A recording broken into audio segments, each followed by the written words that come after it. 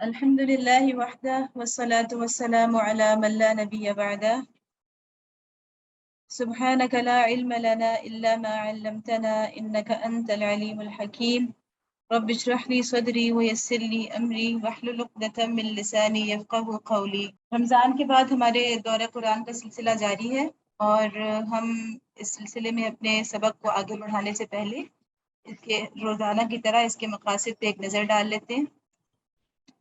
ہماری کوشش ہے کہ انشاءاللہ ہم تلاوت قرآن ضرور کریں، ساتھ ساتھ اسی لیے سلائیڈز کے اوپر پورے قرآن کے متن کو کاپی پیسٹ کیا گیا ہے، تو آپ لوگ بھی ضرور کوشش کیا کریں کہ اس کو دیکھیں ضرور سلائیڈز کو کھول کے، اور اگر زیر لفظ تلاوت کر سکیں تو ضرور کیجیے۔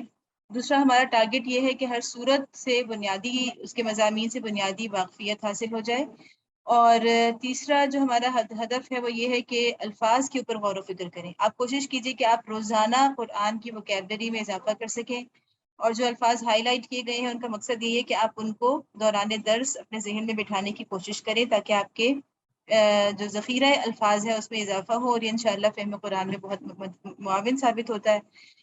چوتھا ٹارگٹ ہمارا یہ ہے کہ ہم نے دراصل اس لیے ہم قرآن پڑھ رہے ہیں، پڑھا رہے ہیں کہ قرآن کے ساتھ ہماری زندگی میں ایک مضبوط تعلق بن جائے۔ قرآن ہمارے لیے صرف ایک نظریے کی کتاب نہ ہو، بلکہ ایسی کتاب ہو جو ہماری زندگی میں جس کا بہت بڑا عملی طور پر عمل دخل ہو، اور ہماری زندگی کے تمام معاملات قرآن ہی کے ذریعے سے طے پاتے ہوں۔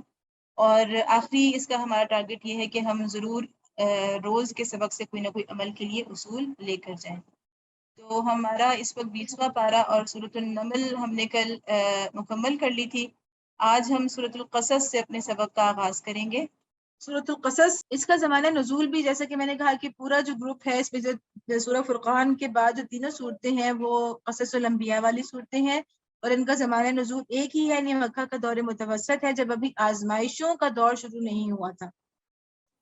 کتابی ربط اس کا یہ کہ بہت واضح اس میں روایت ملتی ہے حضرت ابن عباس رضی اللہ تعالی عنہ کی، ان کا قول ہے کہ الشعراء اور النمل اور قصص یہ تینوں یکے بعد دیگرے نازل ہوئی، یعنی ایک ساتھ ہی ایک کے بعد ایک نازل ہوئی، تسلسل کے ساتھ نازل ہوئی ہیں یہ تینوں صورتیں، یعنی بالکل ایک دوسرے کے ساتھ کہنا چاہیے کہ زمانہ ان کا نزول کا ایک ہی ہے، مضامین بھی ان کے یکساں ہیں جو جیسا کہ ہمیں نظر آ رہا ہے۔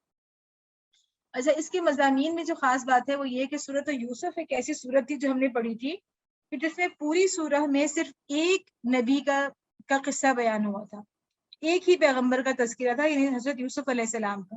اس کے بعد یہ سورۃ القصص ہے جس کے اندر پوری سورہ کے اندر صرف ایک نبی کا تذکرہ ہے جو کہ موسیٰ علیہ السلام ہے، اور اس سے پتہ چلتا ہے کہ اس میں اس سورۃ القصص کے اندر جس کا نام ہی القصص ہے، اور قصص کا مطلب ہوتا ہے واقعات کو ترتیب کے ساتھ بیان کرنا، جیسے کہ ایک سٹوری ہوتی ہے اس کے اندر ایک ترتیب کے ساتھ واقعات کو بیان کیا جاتا ہے۔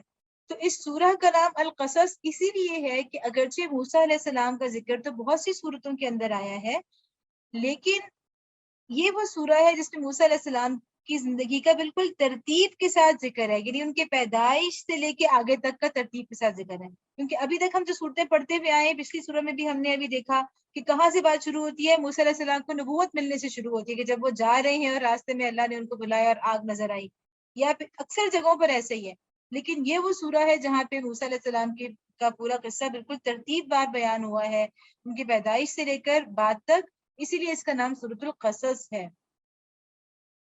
اچھا، اس میں ایک اور جو اہم بات ہے وہ خواتین کا کردار نمایاں ہے۔ جیسا کہ میں نے آپ سے پچھلی سورہ کے تعارف میں کہا تھا کہ سورۃ النمل اور قصص اس لیے ہمیں بڑی پیاری ہیں کہ ان میں خواتین کا کردار بہت نمایاں ہے، یعنی شرعی احکام کے حوالے سے نہیں، لیکن خواتین کے سماجی کردار اور ان کے ایک کہنا چاہیے کہ سماجی حیثیت کے حوالے سے ان کا ایسا خوبصورت تذکرہ ہمیں ملتا ہے ان صورتوں کے اندر کہ خواتین کے لیے اس میں سیکھنے کے لیے بہت کچھ ہے، بہت سی موٹیویشن ہے۔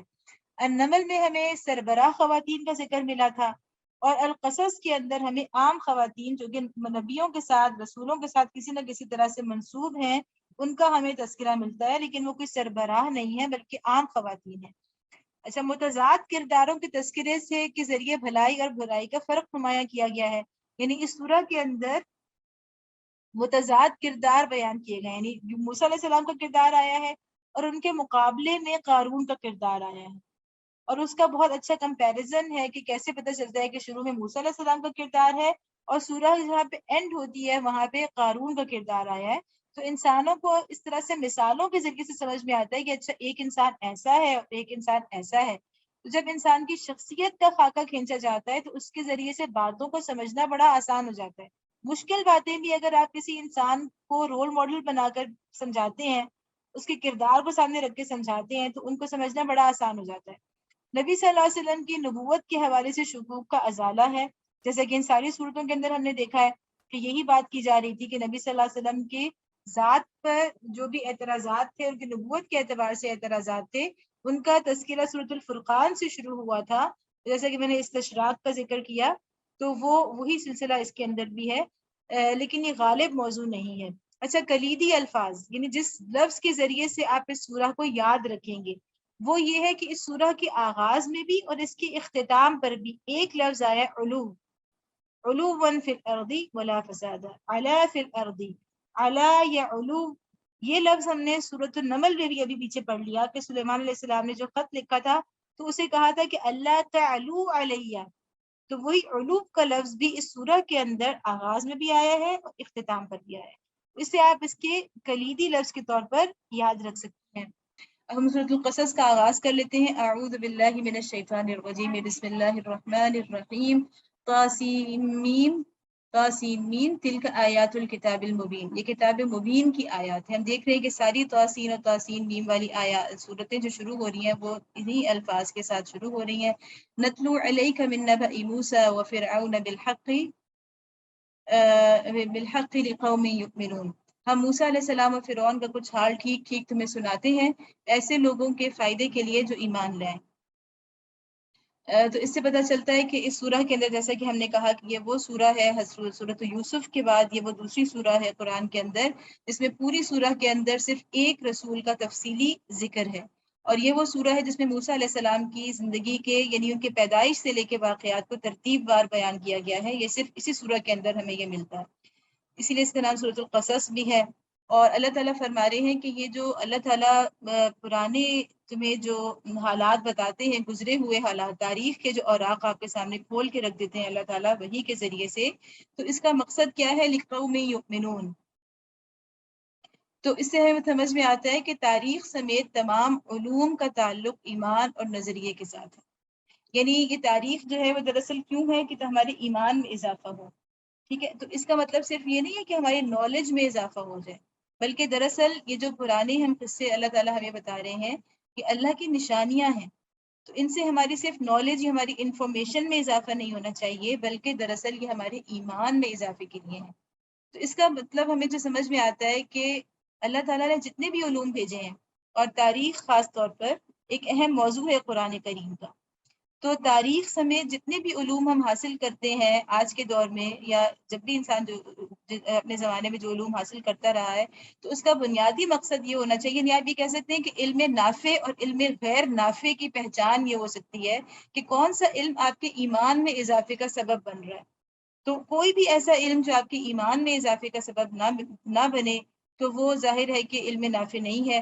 اور بعض دفعہ ایسا ہوتا ہے کہ یعنی ٹھیک ہے کہ جدید علوم جو ہم پڑھتے ہیں یعنی کالجز یونیورسٹیز کے اندر جن کی جو ہم کہہ سکتے ہیں کہ جن کی سورس جو ہے وہ مغربی دنیا ہے اور باہر سے وہ علوم امپورٹ کیے جاتے ہیں اور ہمارے مسلمان بچوں اور نوجوانوں کو پڑھائے جاتے ہیں، تو اگرچہ ان کے اندر بھی ایمان کے ساتھ اسے ریلیٹ نہیں کیا جاتا، اور ایمان میں اضافے کا سبب اگر کسی کا بن جائے تو اس کی خوش قسمتی ہے، ورنہ اس کا کوئی اہتمام نہیں ہوتا. لیکن بعض دفعہ ایسا بھی ہوتا ہے کہ مدارس میں اور اسلامی یونیورسٹیوں میں قرآن اور تفسیر اور حدیث اور فقہ اور علوم اسلامیہ پڑھتے ہوئے بھی ہمارے ایمانوں میں اضافہ نہیں ہو رہا ہوتا. بعض دفعہ قرآن پڑھ کے بھی ہماری معلومات میں تو اضافہ ہو رہا ہوتا ہے لیکن ہمارے ایمان میں اضافہ نہیں ہو رہا ہوتا. تو اصل بات یہ ہے کہ اللہ تعالیٰ بتا رہے ہیں کہ اللہ تعالیٰ یہ ساری تاریخ جو واقعات بیان فرماتے ہیں یہ اللہ کی آیات ہیں، اور اس سارے علم کا مقصد خواہ وہ ہماری جو تقسیم ہے، ویسے تو اس کی تقسیم کی کوئی ضرورت نہیں ہے لیکن ہم نے تقسیم کی بھی ہے کہ ہم کہتے ہیں یہ دنیاوی علم ہے اور یہ دینی علم ہے، لیکن تمام علوم خواہ وہ دینی ہو یا دنیاوی ہو جب تک وہ ایمان میں اضافے کا سبب نہیں بنتے وہ علم نافع نہیں ہے. ان فرعون علا فی الارض، اب جو میں نے آپ سے کہا کہ علا اس سورہ کا کلیدی لفظ ہے، واقعہ یہ ہے کہ فرعون نے زمین میں سرکشی کی. علا کا مطلب ہوتا ہے سرکشی کرنا، وجعل اهلها شيعا، اور اس کی سرکشی کی نوعیت کیا تھی کہ اس نے اس کے باشندوں کو گروہوں میں تقسیم کر دیا، یعنی اس نے اپنی قوم کے جو باشندے تھے انہیں گروہوں میں تقسیم کر دیا تھا، اور اس کا تقسیم کرنے کا مقصد کیا تھا؟ یستضعف طائفة منهم یذبح ابناءهم ویستحیی نساءهم انه كان من المفسدین، ان میں سے ایک گروہ کو وہ ذلیل کرتا تھا، اس کے لڑکوں کو قتل کرتا اور اس کی لڑکیوں کو جیتا رہنے دیتا تھا، فی الواقع وہ مفسد لوگوں میں سے تھا۔ اب یہاں ہمیں سمجھ میں آ رہا ہے کہ ہو سکتا ہے کہ اس نے جو طبقاتی تقسیم کی ہوئی تھی، یعنی ایک تو پتہ چلتا ہے کہ اللہ تعالیٰ کہہ رہے ہیں کہ انہ کان من المفسدین، وہ فساد کرنے والوں میں سے تھا، تو جو حکمران بھی جو طبقات میں تقسیم کرے اپنی قوم کو، تو وہ دراصل ایک فساد کی بدترین شکل ہوتی ہے۔ جس معاشرے میں بھی بہت واضح طور پہ طبقات میں معاشرہ تقسیم ہو اور ایک طبقہ دوسرے طبقے کے ساتھ گھل مل نہ سکتا ہو، ان کے درمیان دیواریں حائل ہوں، تو وہ دراصل فساد کا باعث بنتی ہیں۔ دوسری بات اس سے ہمیں سمجھ میں آتی ہے کہ یہاں جس تقسیم کی بات ہو رہی ہے ہمیں صاف پتہ چل رہا ہے کہ یذبح ابناءهم ویستحیی نساءهم سے کہ دراصل یہ بنی اسرائیل کا ذکر ہے، کہ اس کی جو ہو سکتا ہے کہ اس کے نیچے اور بھی طبقات ہوں، یعنی اور بھی اس نے ٹکڑے کیے ہوئے ہوں، لیکن جو بڑے دو اس نے گروپس بنائے ہوئے تھے قوم کے، اس میں ایک بنی اسرائیل اور دوسرے غیر بنی اسرائیل، یہ ان کی بنیادی تقسیم تھی۔ تو اس سے ایک تو ہمیں سمجھ میں آتا ہے کہ قرآن کا مطالعہ کر کے اب تک ہم یہ سمجھ چکے ہیں کہ اللہ تعالیٰ نے آل فرعون جن لوگوں کو کہا، وہ صرف وہ نہیں تھے جو وہاں کے لوکل، یعنی بنی اسرائیل یوسف علیہ السلام کے زمانے میں جب ہجرت کر کے ان کے والدین اور ان کا خاندان آ گیا تھا، تو ظاہر ہے کہ وہ انبیاء تھے اور انہوں نے اس دین کی لازمی طور پہ تبلیغ کی تھی وہاں کے مقامی لوگوں کے اندر، اور ان کی تبلیغ کے ذریعے سے بہت سے لوگ مسلمان بھی ہوئے تھے۔ تو جہاں بھی یہ بات آتی ہے وہاں پر ہمیں پتہ چلتا ہے کہ یہ دراصل تقسیم جو لوگ ان مصری لوگوں میں سے بھی، مقامی باشندوں میں سے بھی جو بنی اسرائیل کے دین پر ایمان لا رہے تھے، یعنی اللہ پر ایمان لا کے مسلمان ہو رہے تھے، ان کو بھی بنی اسرائیل میں ہی شمار کیا جاتا ہے۔ جیسا کہ ہم پوری تاریخ میں نے آپ کو غالباً کون سی صورت پڑھتے ہوئے بتائی تھی کہ جو اتنا اضافہ ہوا ہے اتنے سالوں میں، وہ صرف نسلی، یعنی کہ وہ نہیں ہو سکتا، کہنا چاہیے کہ اس کے حساب سے نا تناسل کے اعتبار سے نہیں ہو سکتا، بلکہ وہ لازماً کسی تبلیغ کے ذریعے میں اضافہ ہوا ہے۔ تو اللہ تعالیٰ نے ان سب کو بنی اسرائیل میں شامل کیا، اور فرعون بھی ان کو بنی اسرائیل میں ہی شامل کرتا تھا۔ اس کا مطلب ہے کہ یہ جو تقسیم تھی یہ نظریاتی تھی، ٹھیک ہے؟ مطلب کہنے کا یہ ہے کہ لسانی نہیں تھی، قومیت کی بنیاد پر نہیں تھی، بلکہ یہ نظریاتی تقسیم تھی مسلم اور مشرک کی، مسلم اور غیر مسلم یا کافر کی، ٹھیک ہے؟ تو یہ ہمیں سمجھ میں آتا ہے کہ اس نے یہ تقسیم کی ہوئی تھی۔ وَنُرِيدُ أَن نَّمُنَّ عَلَى الَّذِينَ اسْتُضْعِفُوا فِي الْأَرْضِ، اور ہم یہ ارادہ رکھتے تھے کہ مہربانی کریں ان لوگوں پر جو زمین میں ذلیل کر کے رکھے گئے تھے، یعنی وہی بنی اسرائیل کی بات ہو رہی ہے جو کمزور بنا کر رکھے گئے تھے۔ وَنَجْعَلَهُمْ أَئِمَّةً وَنَجْعَلَهُمُ الْوَارِثِينَ، اور انہیں پیشوا بنا دیں اور انہی کو وارث بنائیں، کہ ان کو کمزوری سے نکال کے اتنا بڑھا دیں کہ وہ پیشوائی کے مقام پہ پہنچ جائیں اور وہ اس زمین کے وارث بن جائیں۔ اللہ تعالیٰ کا یہ ارادہ تھا، اس کو اللہ تعالیٰ نے اب تکمیل تک پہنچایا۔ وَنُمَكِّنَ لَهُمْ فِي الْأَرْضِ، اور زمین میں ان کو اقتدار بخشیں۔ یعنی ہم دیکھتے ہیں کہ جب بنی اسرائیل، اس سے مراد یہ نہیں کہ اسی وقت فوراً یہ سب کچھ ہو گیا، بلکہ ایک طویل مدت گزرنے کے بعد آزمائشوں اس پہ آزمائشیں آئیں، اور ان سب سے گزرنے کے بعد اللہ تعالیٰ نے جہاد کے ذریعے سے بنی اسرائیل پہلے ہجرت کر کے صحرائے سینا میں، پھر ان کی پوری نسل وہاں ختم ہوئی، اس کے بعد وہ جہاد کر کے جب فلسطین کے ملک میں داخل ہوئے ہیں، تو وہاں سے مراد ہے کہ ان کو اقتدار ملا اور ساری دنیا کی نعمتیں انہیں عطا ہوئی۔ اس میں ایک پورا وقت لگا۔ وَنُرِيَ فِرْعَوْنَ وَهَامَانَ وَجُنُودَهُمَا مِنْهُمْ مَا كَانُوا يَحْذَرُونَ، اور ان سے فرعون و حامان اور ان کے لشکروں کو وہی کچھ دکھلا دیں جس کا انہیں ڈر تھا، ٹھیک ہے؟ یعنی فرعون اور حامان اور جنود، ان کے جو لشکر تھے، وہ یہی ان کو اسی بات کا ڈر تھا نا کہ کہیں یہ زمین کے وارث نہ بن جائیں اور ہم سے یہ سب کچھ چلا نہ جائے، تو وہی ہو کے رہا۔ تو اس کا مطلب یہ کہ ہم وہی بات پھر سے دہرا لیں کہ مکی دور ہے، ٹھیک ہے؟ بیک گراؤنڈ میں کیا چل رہا ہے کہ ظاہر نبی صلی اللہ علیہ وسلم کی دعوت کو ایک طرح سے کچلنے کی بھی کوشش کی جا رہی ہے، جو ایمان لانے والے ہیں وہ کمزور ہیں، دبائے جا رہے ہیں قوت کے ذریعے سے، اور لیکن دلوں میں، کافروں کے دلوں میں ایک پوشیدہ ڈر بھی ہے کہ چونکہ یہ حق ہے، انہیں تو پتہ ہے اندر سے، تو ان کے دل اس کو مان رہے ہیں کہ یہ حق ہے، تو انہیں ایک خوف ضرور ہے کہ کہیں ایسا نہ ہو کہ یہ کایا پلٹ جائے۔ اللہ تعالیٰ یہی بتا رہے ہیں مشرکین کو ایک طرح سے مکہ کے، کہ یہ جس طرح سے فرعون اور موسیٰ علیہ السلام کی قوم بنی اسرائیل کے درمیان یہ بازی الٹ گئی تھی، اسی طرح سے یہ بازی اب بھی الٹے گی۔ اوحینا الی ام موسیٰ ان ارضعی، اب یہاں سے موسیٰ علیہ السلام کی پوری پیدائش کا واقعہ شروع ہو رہا ہے۔ اوحینا الی ام موسیٰ، ہم نے موسیٰ علیہ السلام کی ماں کو اشارہ کیا، وحی کیا۔ اس کا مطلب ہے کہ موسیٰ، یہ مفسرین نے بالکل اس بات پہ اتفاق ہے کہ موسیٰ علیہ السلام کی والدہ جو تھی وہ کوئی وحی سے مراد وہ والی وحی نہیں ہے، یعنی وہ نبی یا رسول نہیں تھی، بلکہ ایک عام خاتون تھی۔ لیکن اس کا مطلب ہے کہ عام انسانوں کے اوپر بھی کبھی کبھار اللہ تعالیٰ وحی یعنی خفیہ اشارے کے ذریعے سے ان کے دل میں کوئی بات القاء فرماتے ہیں۔ یہاں سے ہمیں پتہ چلتا ہے کہ ان کی کیا شرف اور سعادت ہے کہ اللہ تعالیٰ نے موسیٰ علیہ السلام کی والدہ کو اتنا بڑا کام دیا، یعنی ان کے گھر کے کسی مرد کو کے اوپر وحی کرنے کے بجائے اللہ تعالیٰ نے موسیٰ علیہ السلام کی والدہ کو کے اوپر یہ وحی کی اور کہا کہ اس کو دودھ پلا۔ فَإِذَا خِفْتِ عَلَيْهِ، یعنی کسی طرح سے وہ بچ گئے تھے۔ فرعون نے حالانکہ حکم جاری کیا ہوا تھا کہ ہر پیدا ہونے والے بنی اسرائیلی بچے کو قتل کر دیا جائے، لیکن کسی طرح سے وہ بچ گئے تھے اور وہ دودھ پینے کے قابل ہو گئے تھے۔ فَإِذَا خِفْتِ عَلَيْهِ فَأَلْقِيهِ فِي الْيَمِّ، پھر جب تجھے اس کی جان کا خطرہ ہو، یعنی جب بات کھل جائے کہ تمہاری گود میں بچہ ہے تو اسے دریا میں ڈال دے۔ وَلَا تَخَافِي وَلَا تَحْزَنِي، اور کچھ غم اور خوف اور غم نہ کر۔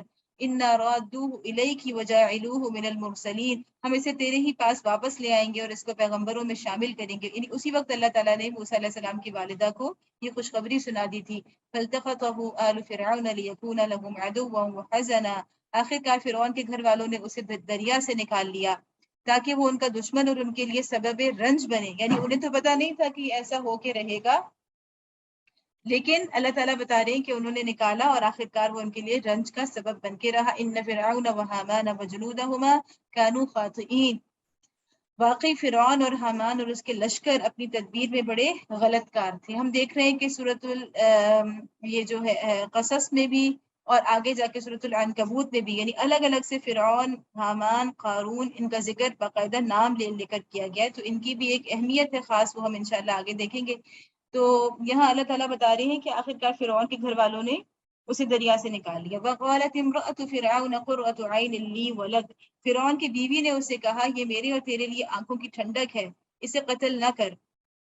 یعنی جس طرح سے وہ دریا میں بہتے ہوئے چلے گئے اور وہاں پہ دوسرے کنارے پر یا تو ان کے فرعون کے نوکروں نے یا خود وہ وہاں پر اس وقت موجود تھے اور اس کو نکال لیا، اور ان کی چونکہ بے اولاد تھا تو اس کی بیوی نے کہا کہ ہم اس کو اپنا بچہ بیٹا بنا لیں تاکہ ہماری آنکھوں کی ٹھنڈک بنے۔ لا تقتلوہ، اسے قتل نہ کرو۔ یعنی اس کا مطلب ہے کہ انہیں پتہ چل گیا تھا کہ جس طرف سے یہ بہتا ہوا آیا ہے، جس رخ سے، تو اس طرف ظاہر ہے کہ اسرائیلی آبادی ہے، لیکن انہیں سمجھ میں آ گیا تھا کہ یہ اسرائیلی بچہ ہے، لیکن پھر بھی اس نے کہا کہ اسے قتل نہ کرو۔ عسیٰ ان ینفعنا او نتخذہ ولدا وہم لا یشعرون، کیا عجب کہ یہ ہمارے لیے مفید ثابت ہو یا ہم اسے بیٹا ہی بنا لیں، اور وہ انجام سے بے خبر تھے۔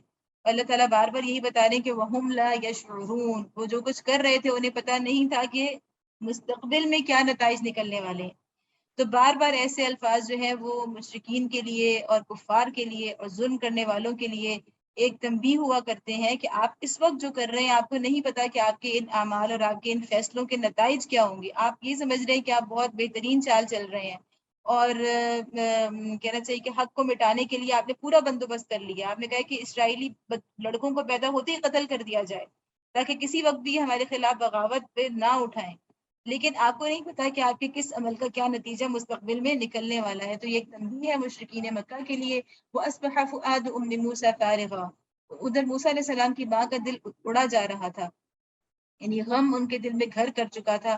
اب دیکھیے کہ موسیٰ علیہ السلام کی والدہ کا جو کردار یہاں آ رہا ہے کہ اگرچہ کہ اللہ تعالیٰ نے انہیں خوشخبری بھی سنائی تھی اور ان پہ وحی بھی کی تھی، لیکن ظاہر ہے کہ یہ سب چیزیں ایسی تو نہیں ہوتی جو انسان آنکھوں سے دیکھ رہا ہے۔ تو ایک ماں کا اپنے بچے کو اس طرح سے کسی چیز میں ڈال کے اس کو پانی کی موجوں کے حوالے کر دینا کوئی چھوٹی بات نہیں ہے، اور طرح طرح کے، یعنی اس سے پتہ چلتا ہے کہ بہرحال وہ بھی ایک عام انسان تھی، اور ہر انسان کو جس طرح سے خوف اور خدشات لاحق ہوتے ہیں وہ ان کو بھی لاحق ہوئے۔ مطلب اس کا یہ کہ یہ ایمان کی کمزوری نہیں ہے، ایسے خدشات کا آنا یہ ایک بالکل نارمل چیز ہے۔ اگر آپ کہیں کہ نہیں اتنا کوئی انسان ہو کہ وہ اس کے دل میں تو بالکل اللہ پہ ایسا توکل کی کیفیت ہو کہ اس کے دل میں خدشات ہی نہ آئے بالکل، اور خوف کا کہیں شائبہ تک نہ ہو، تو ایسا نہیں ہو سکتا۔ انسان کے دل کے اندر ایک کشمکش جاری رہتی ہے، یہ ایمان کے خلاف نہیں ہے۔ اگر ہمیں کچھ ہوگا ہی نہیں، یعنی ہم پر پریشانی ہی نہیں آئے گی، تو پھر ہمارے لیے اجر کیسے ہوگا؟ تو توکل کا مطلب یہ ہے کہ انسان اپنی ان کیفیات پہ قابو پا لے اور ان کو اپنے اوپر اتنا زیادہ حاوی نہ ہونے دے کہ وہ توکل سے یا صبر سے کا دامن چھوڑ دے، ٹھیک ہے؟ تو بہرحال یہ انسانی فطرت ہے، اور ان چیزوں کو ایمان کی کمزوری پر وہ ایک مظہر نہیں سمجھنا چاہیے. ان کادت لتبدی به لولا ارغبتنا على قلبها لتكون من المؤمنین. وہ اس راز کو فاش کر بیٹھتی ہے اگر ہم اس کی ڈھارس نہ بندھا دیتے. ظاہر انسان جب پریشان ہوتا ہے تو وہ کسی نہ کسی سے اپنی پریشانی بیان کرنا چاہتا ہے، لیکن اللہ تعالیٰ نے ان کو اتنی تسلی دی کہ انہوں نے اس بات کو اپنے دل میں ہی رکھا تاکہ وہ ہمارے وعدے پر ایمان لانے والوں میں سے ہو. ٹھیک ہے، یہاں بھی اللہ تعالیٰ فرما رہے کہ ان کا ایمان اس سے اور بڑھ جائے. جو بھی انسان اللہ کی آزمائشوں پر صبر، ظاہر ہے کہ ایک آزمائش تھی کہ اپنے بچے کو اس طرح جیتے جاگتے بچے کو دودھ پیتے بچے کو اس طرح لہروں کے حوالے کرنا. تو اللہ تعالیٰ فرما رہے کہ جب بھی ایسی کوئی آزمائش آتی ہے اور انسان اپنے دل میں اٹھنے والی جو اس کے خوف اور خدشات اور دل کی بے چینی بے کلی پریشانی اس پر قابو پاتے ہوئے اللہ پہ توکل کرتا ہے اور صبر کا دامن ہاتھ سے نہیں چھوڑتا، تو اس کے نتیجے میں کیا ہوتا ہے کہ اس کے ایمان میں اضافہ ہوتا ہے. لِتَكُونَ مِنَ الْمُؤْمِنِينَ. وَقَالَتْ لِأُخْتِهِ قُصِّيهِ. اس نے بچے کی بہن سے کہا. اب انہوں نے ایک تدبیر کی. اب یہاں سے کیا پتہ چل رہا ہے، جیسے کہ ہم سورہ یوسف میں پڑھ کے آئے کہ وہاں بھی بہت بہترین ہم نے پڑھا تھا کہ توکل اور تدبیر کے درمیان کتنا گہرا رشتہ ہے، کتنا بہترین توازن ہے. وہ یعقوب علیہ السلام کی پوری سیرت سے ہمیں سمجھ میں آیا کہ انہوں نے توکل کا مطلب یہ نہیں تھا، صبر کا مطلب یہ نہیں تھا کہ تدبیر نہ کرو. اب یہاں بھی موسیٰ علیہ السلام کی والدہ اگرچہ توکل کر رہی ہیں، صبر کر رہی ہیں، لیکن ساتھ تدبیر بھی کر رہی ہیں. وقالت لأخته قصی. اس نے بچے کی بہن سے کہا اس کے پیچھے پیچھے جا. فبصرت به عن جنب وهم لا يشعرون. چنانچہ وہ الگ سے اس کو اس طرح دیکھتی رہی کہ دشمنوں کو اس کا پتہ نہ چلا. اب یہاں سے کتنا، جیسے میں نے آپ سے کہا کہ یہ سورہ جو ہے وہ ایسا لگتا ہے کہ اس میں کتنے زیادہ خواتین کے 3 خواتین کے کردار آئے ہیں نا. آگے جا کے ایک اور خاتون کا کردار آئے گا، 2 بہنوں کا. تو یہاں پہ جو کردار سامنے آ رہا ہے حضرت موسیٰ کی بڑی بہن کا، جو ان کی عمر بتائی جاتی ہے کہ وہ ایسے 11-12 سال کی، خود بھی ایک بچی تھی. تو کیا سمجھ میں آتا ہے کہ آپ سوچیں کہ دشمن یعنی فرعون کے محل تک وہ چلتی چلی گئی، اور کس ہوشیاری کے ساتھ کہ لوگوں کو محسوس بھی نہ ہو کہ اچھا یہ بچی جو ہے یہ اس بچے کا پیچھا کرتی ہوئی یہاں تک پہنچ گئی، اس کے تعاقب میں آئی ہے. اور کس طرح پھر وہ وہاں صرف یہ دیکھ کے واپس نہیں آ گئی بلکہ انہوں نے وہاں پہ موجود رہی اور اپنی موجودگی کا احساس بھی نہیں ہونے دیا. اور جب انہوں نے وہ سارے معاملات جو آگے آ رہے ہیں کہ وہ دودھ نہیں پی رہے تھے اور وہ سب کچھ انہوں نے دیکھا، پھر خود سے تجویز کیا، یعنی آگے کی باتیں تو ان کی والدہ نے ان کو نہیں بتائی تھی کہ وہ دودھ نہیں پیے گا تو تم اس کو یہ کہہ دینا کہ میں ایسی خاتون کا بتاؤں. یہ ان کی خود اپنی عقل مندی تھی. اب یعنی کتنا آپ سوچیں کہ ہم اپنے بچوں کو اس طرح سے باہر بھیج سکتے ہیں کہ اتنی خطرات میں ڈال سکتے ہیں، وہ بھی ایک لڑکی کو. تو اس سے پتہ چلتا ہے کہ ان کی جو بہن تھی وہ کتنی ہوشیار، سمجھدار، با اعتماد اور بہادر بہن تھی. تو جو ہمارے ہاں ایک کانسیپٹ ہو جاتا ہے لڑکیوں کے بارے میں بہت زیادہ، یعنی ہمیں ہمیشہ توازن اور اعتدال رکھنا چاہیے. یعنی شرم و حیا کی آگے بات انشاءاللہ آئے گی وہ 2 بہنوں کے اس کے کردار کے اندر. لیکن شرم و حیا کا مطلب یہ نہیں ہے کہ آپ اپنی بچیوں کو اتنا چھوئی موئی بنا دیں کہ وہ بالکل دنیا کے معاملات کو نہ سمجھیں، نہ انہیں باہر کبھی اگر کوئی ان کے اوپر ایسے حالات آ جائیں تو وہ انہیں کچھ سمجھ ہی نہ ہو کسی چیز کی. اور یعنی یہ ساری چیزیں ہمیں اس سے پتہ چلتی ہیں کہ بہرحال یہ انسان کی، چاہے وہ لڑکا ہو یا لڑکی ہو، اس کے اندر یہ بنیادی سمجھ بوجھ، یہ بہادری، یہ اوصاف، یہ ہوشیاری، یہ اس کے اندر ہونی چاہیے. اور اس کے لیے ماں باپ کو تربیت کے جو لوازمات ہیں، جو طریقے ہیں، وہ اختیار کرنے چاہیے. وَحَرَّمْنَا عَلَيْهِ الْمَرَاضِعَ. اور ہم نے بچے پر پہلے ہی دودھ پلانے والیوں کی چھاتیاں حرام کر رکھی تھی. من قبل فقالت هل ادلكم على اهل بيت يكفلونه لكم وهم له ناصحون. یہ حالت دیکھ کر اس لڑکی نے ان سے کہا میں تمہیں ایسے گھر کا پتہ بتاؤں جس کے لوگ اس پرورش کا ذمہ لیں اور خیر خواہی کے ساتھ اسے رکھیں. یعنی جو صرف پرورش نہیں کریں گے بلکہ اس کے بہترین خیر خواہ بھی ہوں گے. سارے بچے کو کسی اور کے پاس بھیج دینا بہت بڑی بات ہوتی ہے. فرددناه الى امه كي تقر عينها ولا تحزن ولتعلم ان وعد الله حق ولكن اکثرهم لا يعلمون. اس طرح ہم موسیٰ علیہ السلام کو اس کی ماں کے پاس پلٹا لائے تاکہ اس کی آنکھیں ٹھنڈی ہوں اور وہ غمگین نہ ہو اور جان لے کہ اللہ کا وعدہ سچا تھا، مگر اکثر لوگ اس بات کو نہیں جانتے. اب بار بار دیکھیں اللہ تعالیٰ کتنے خوبصورت انداز سے یعنی ایک طرح سے مشرکین مکہ کو تنبیہ کر رہے ہیں اشاروں میں کہ ان وعد اللہ حق، کہ دیکھو اللہ کا وعدہ تو سچا ہے لیکن بہت سے لوگ جانتے نہیں ہیں. ولکن اکثرهم لا يعلمون. اچھا یہاں پر ایک بہت خوبصورت حدیث ہے جو کہ فرددناہ سے کی تشریح میں آتی ہے کہ جب ان کو لوٹا دیا اللہ تعالیٰ نے تو موسیٰ علیہ السلام کی والدہ اپنے ہی بچے کو دودھ پلا رہی تھی اور اس پر وہ فرعون سے اجرت بھی لے رہی تھی. کتنا خوبصورت معاملہ تھا. تو نبی صلی اللہ علیہ وسلم نے ایک مرتبہ فرمایا کہ اس کاریگر کی مثال جو اپنی بنائی ہوئی چیز میں ثواب اور خیر کی نیت بھی رکھتا ہے. یعنی وہ اپنا ہی کام کر رہا ہے، یعنی اپنے لیے ہی کما رہا ہے، اپنی ہی خدمت کر رہا ہے، اپنے ہی بال بچوں کی خدمت کر رہا ہے، لیکن اس کی نیت اس میں کیا ہے؟ اجر کمانے کی ہے. تو اس کی موسیٰ علیہ السلام کی ماں کی طرح ہے، اس کا معاملہ موسیٰ علیہ السلام کی ماں کی طرح ہے جو اپنے ہی بچے کو دودھ پلاتی ہے اور اس کی اجرت بھی وصول کرتی ہے. تو اسلام کا معاملہ کتنا خوبصورت ہے کہ ہم جب اپنے ہی لیے دنیا یعنی حلال رزق کما رہے ہوتے ہیں، یا خواتین گھروں کے اندر اپنے بچوں کی خدمت کر رہی ہوتی ہیں، گھر سنبھال رہی ہوتی ہیں، گھرداری کر رہی ہوتی ہیں، تو وہ اپنے ہی لیے یا اپنی ذات کا خیال رکھ رہی ہوتی ہے، اپنے لیے کر رہے ہوتے ہیں. لیکن اگر ہماری نیت یہ ہو اللہ سے اجر لینے کی، تو کیا ہوتا ہے؟ ان کا معاملہ موسیٰ علیہ السلام کی والدہ کی طرح ہوتا ہے کہ اللہ سے اجر بھی مل جاتا ہے اور اپنا کام بھی ہو جاتا ہے. وَلَمَّا بَلَغَ أَشُدَّهُ وَاسْتَوَىٰ آتَيْنَاهُ حُكْمًا وَعِلْمًا وَكَذَٰلِكَ نَجْزِي الْمُحْسِنِينَ. پھر جب موسیٰ علیہ السلام اپنی پوری جوانی کو پہنچ گیا اور اس کا نشوونما مکمل ہو گیا، تو ہم نے اسے حکم اور علم عطا کیا. ہم نیک لوگوں کو ایسی ہی جزا دیتے ہیں. عام طور پر حکم و علم جب ایک ساتھ آتے ہیں تو اس سے مراد نبوت ہوتی ہے، لیکن یہاں پر ظاہر ہے کہ نبوت مراد نہیں ہے، اس لیے کہ ہمیں پتہ ہے کہ نبوت موسیٰ علیہ السلام کو اس کے کئی سال کے بعد جب وہ مدین میں ایک لمبا عرصہ گزار کے واپس آ رہے تھے، تب ان کو نبوت اس طرح اللہ تعالیٰ نے کوہ طور کے دامن میں بلا کر عطا فرمائی تھی. لیکن یہاں سے یہ پتہ چلتا ہے کہ اللہ تعالیٰ کا خصوصی انعام ضرور ہے. اللہ تعالیٰ کہہ رہے ہیں کہ ہم محسنین کو کیسی جزا دیتے ہیں. محسنین کو جزا یعنی ایک وہ بھی تھی کہ موسیٰ علیہ السلام بادشاہ کے محل میں پل بڑھ رہے تھے، اور جس طرح روایات میں آتا ہے کہ بالکل وہ یعنی حقیقت میں ان کی حیثیت ایک شہزادے کی تھی، بہت سے اختیارات ان کے پاس تھے، پورا پروٹوکول ان کو ملتا تھا، دنیا جہاں کی نعمتیں ان کے قدموں میں تھیں. لیکن اللہ تعالیٰ کس چیز کو نعمت کہہ رہے ہیں؟ ان ساری نعمتوں کو نہیں کہہ رہے، بلکہ حکمہ و علمہ، ان کی وجہ سے. جیسا کہ یوسف علیہ السلام کو بھی ایک یعنی حکمران کے محل میں پرورش کرنے کا مقصد ہی نہیں تھا کہ وہ نعمتوں کے عادی ہو جائے، بلکہ دنیا چلانے کی ان کے اندر جو سمجھ بوجھ ہے پیدا ہو جائے کہ دنیا کے معاملات سنبھالنا سیکھ لیں. تو یہی وہ چیز ہے کہ دراصل ان نعمتوں کے پیچھے اصل جو نعمت ہے وہ یہ نعمتیں خود نہیں ہیں، بلکہ ان نعمتوں کو چلانے، استعمال میں لانے کی، برتنے کی، دنیا کے معاملات کو سمجھنے کی جو صلاحیت ہے وہ اصل نعمت ہے، اور اللہ تعالیٰ اس کو ایک بہت بڑی نعمت کہہ رہے ہیں. اس سے پتہ چلتا ہے کہ دنیا سے کنارہ کشی جو ہے وہ کوئی نعمت نہیں ہے، بلکہ دنیا کو چلانے کی صلاحیت.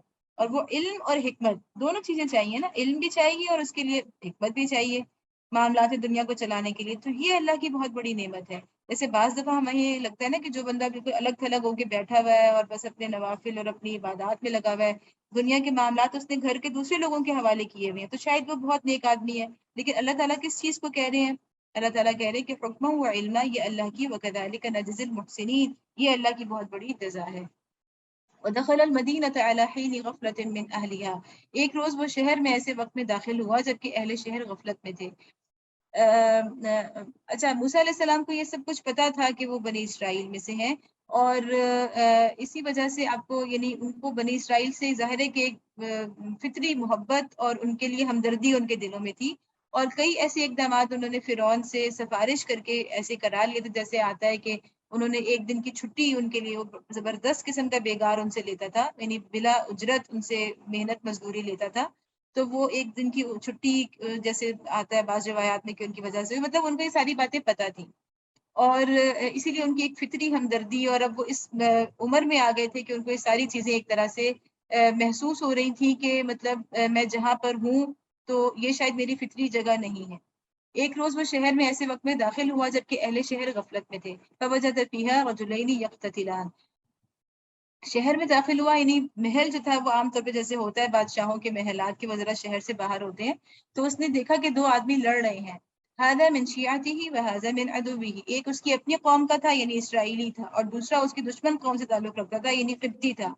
وهذا من عدو فاستغاثه الذي من شیعته على الذي من عدوه، اس کی قوم کے آدمی نے دشمن قوم والے کے خلاف اسے مدد کے لیے پکارا. اس کا مطلب ہے کہ بنی اسرائیل جو تھے ان کو بھی پتا تھا کہ جو شہزادہ ہے وہ دراصل اسرائیلی ہے، تو یہ چیز کوئی ڈھکی چھپی نہیں تھی. تو اس نے پکارا کہ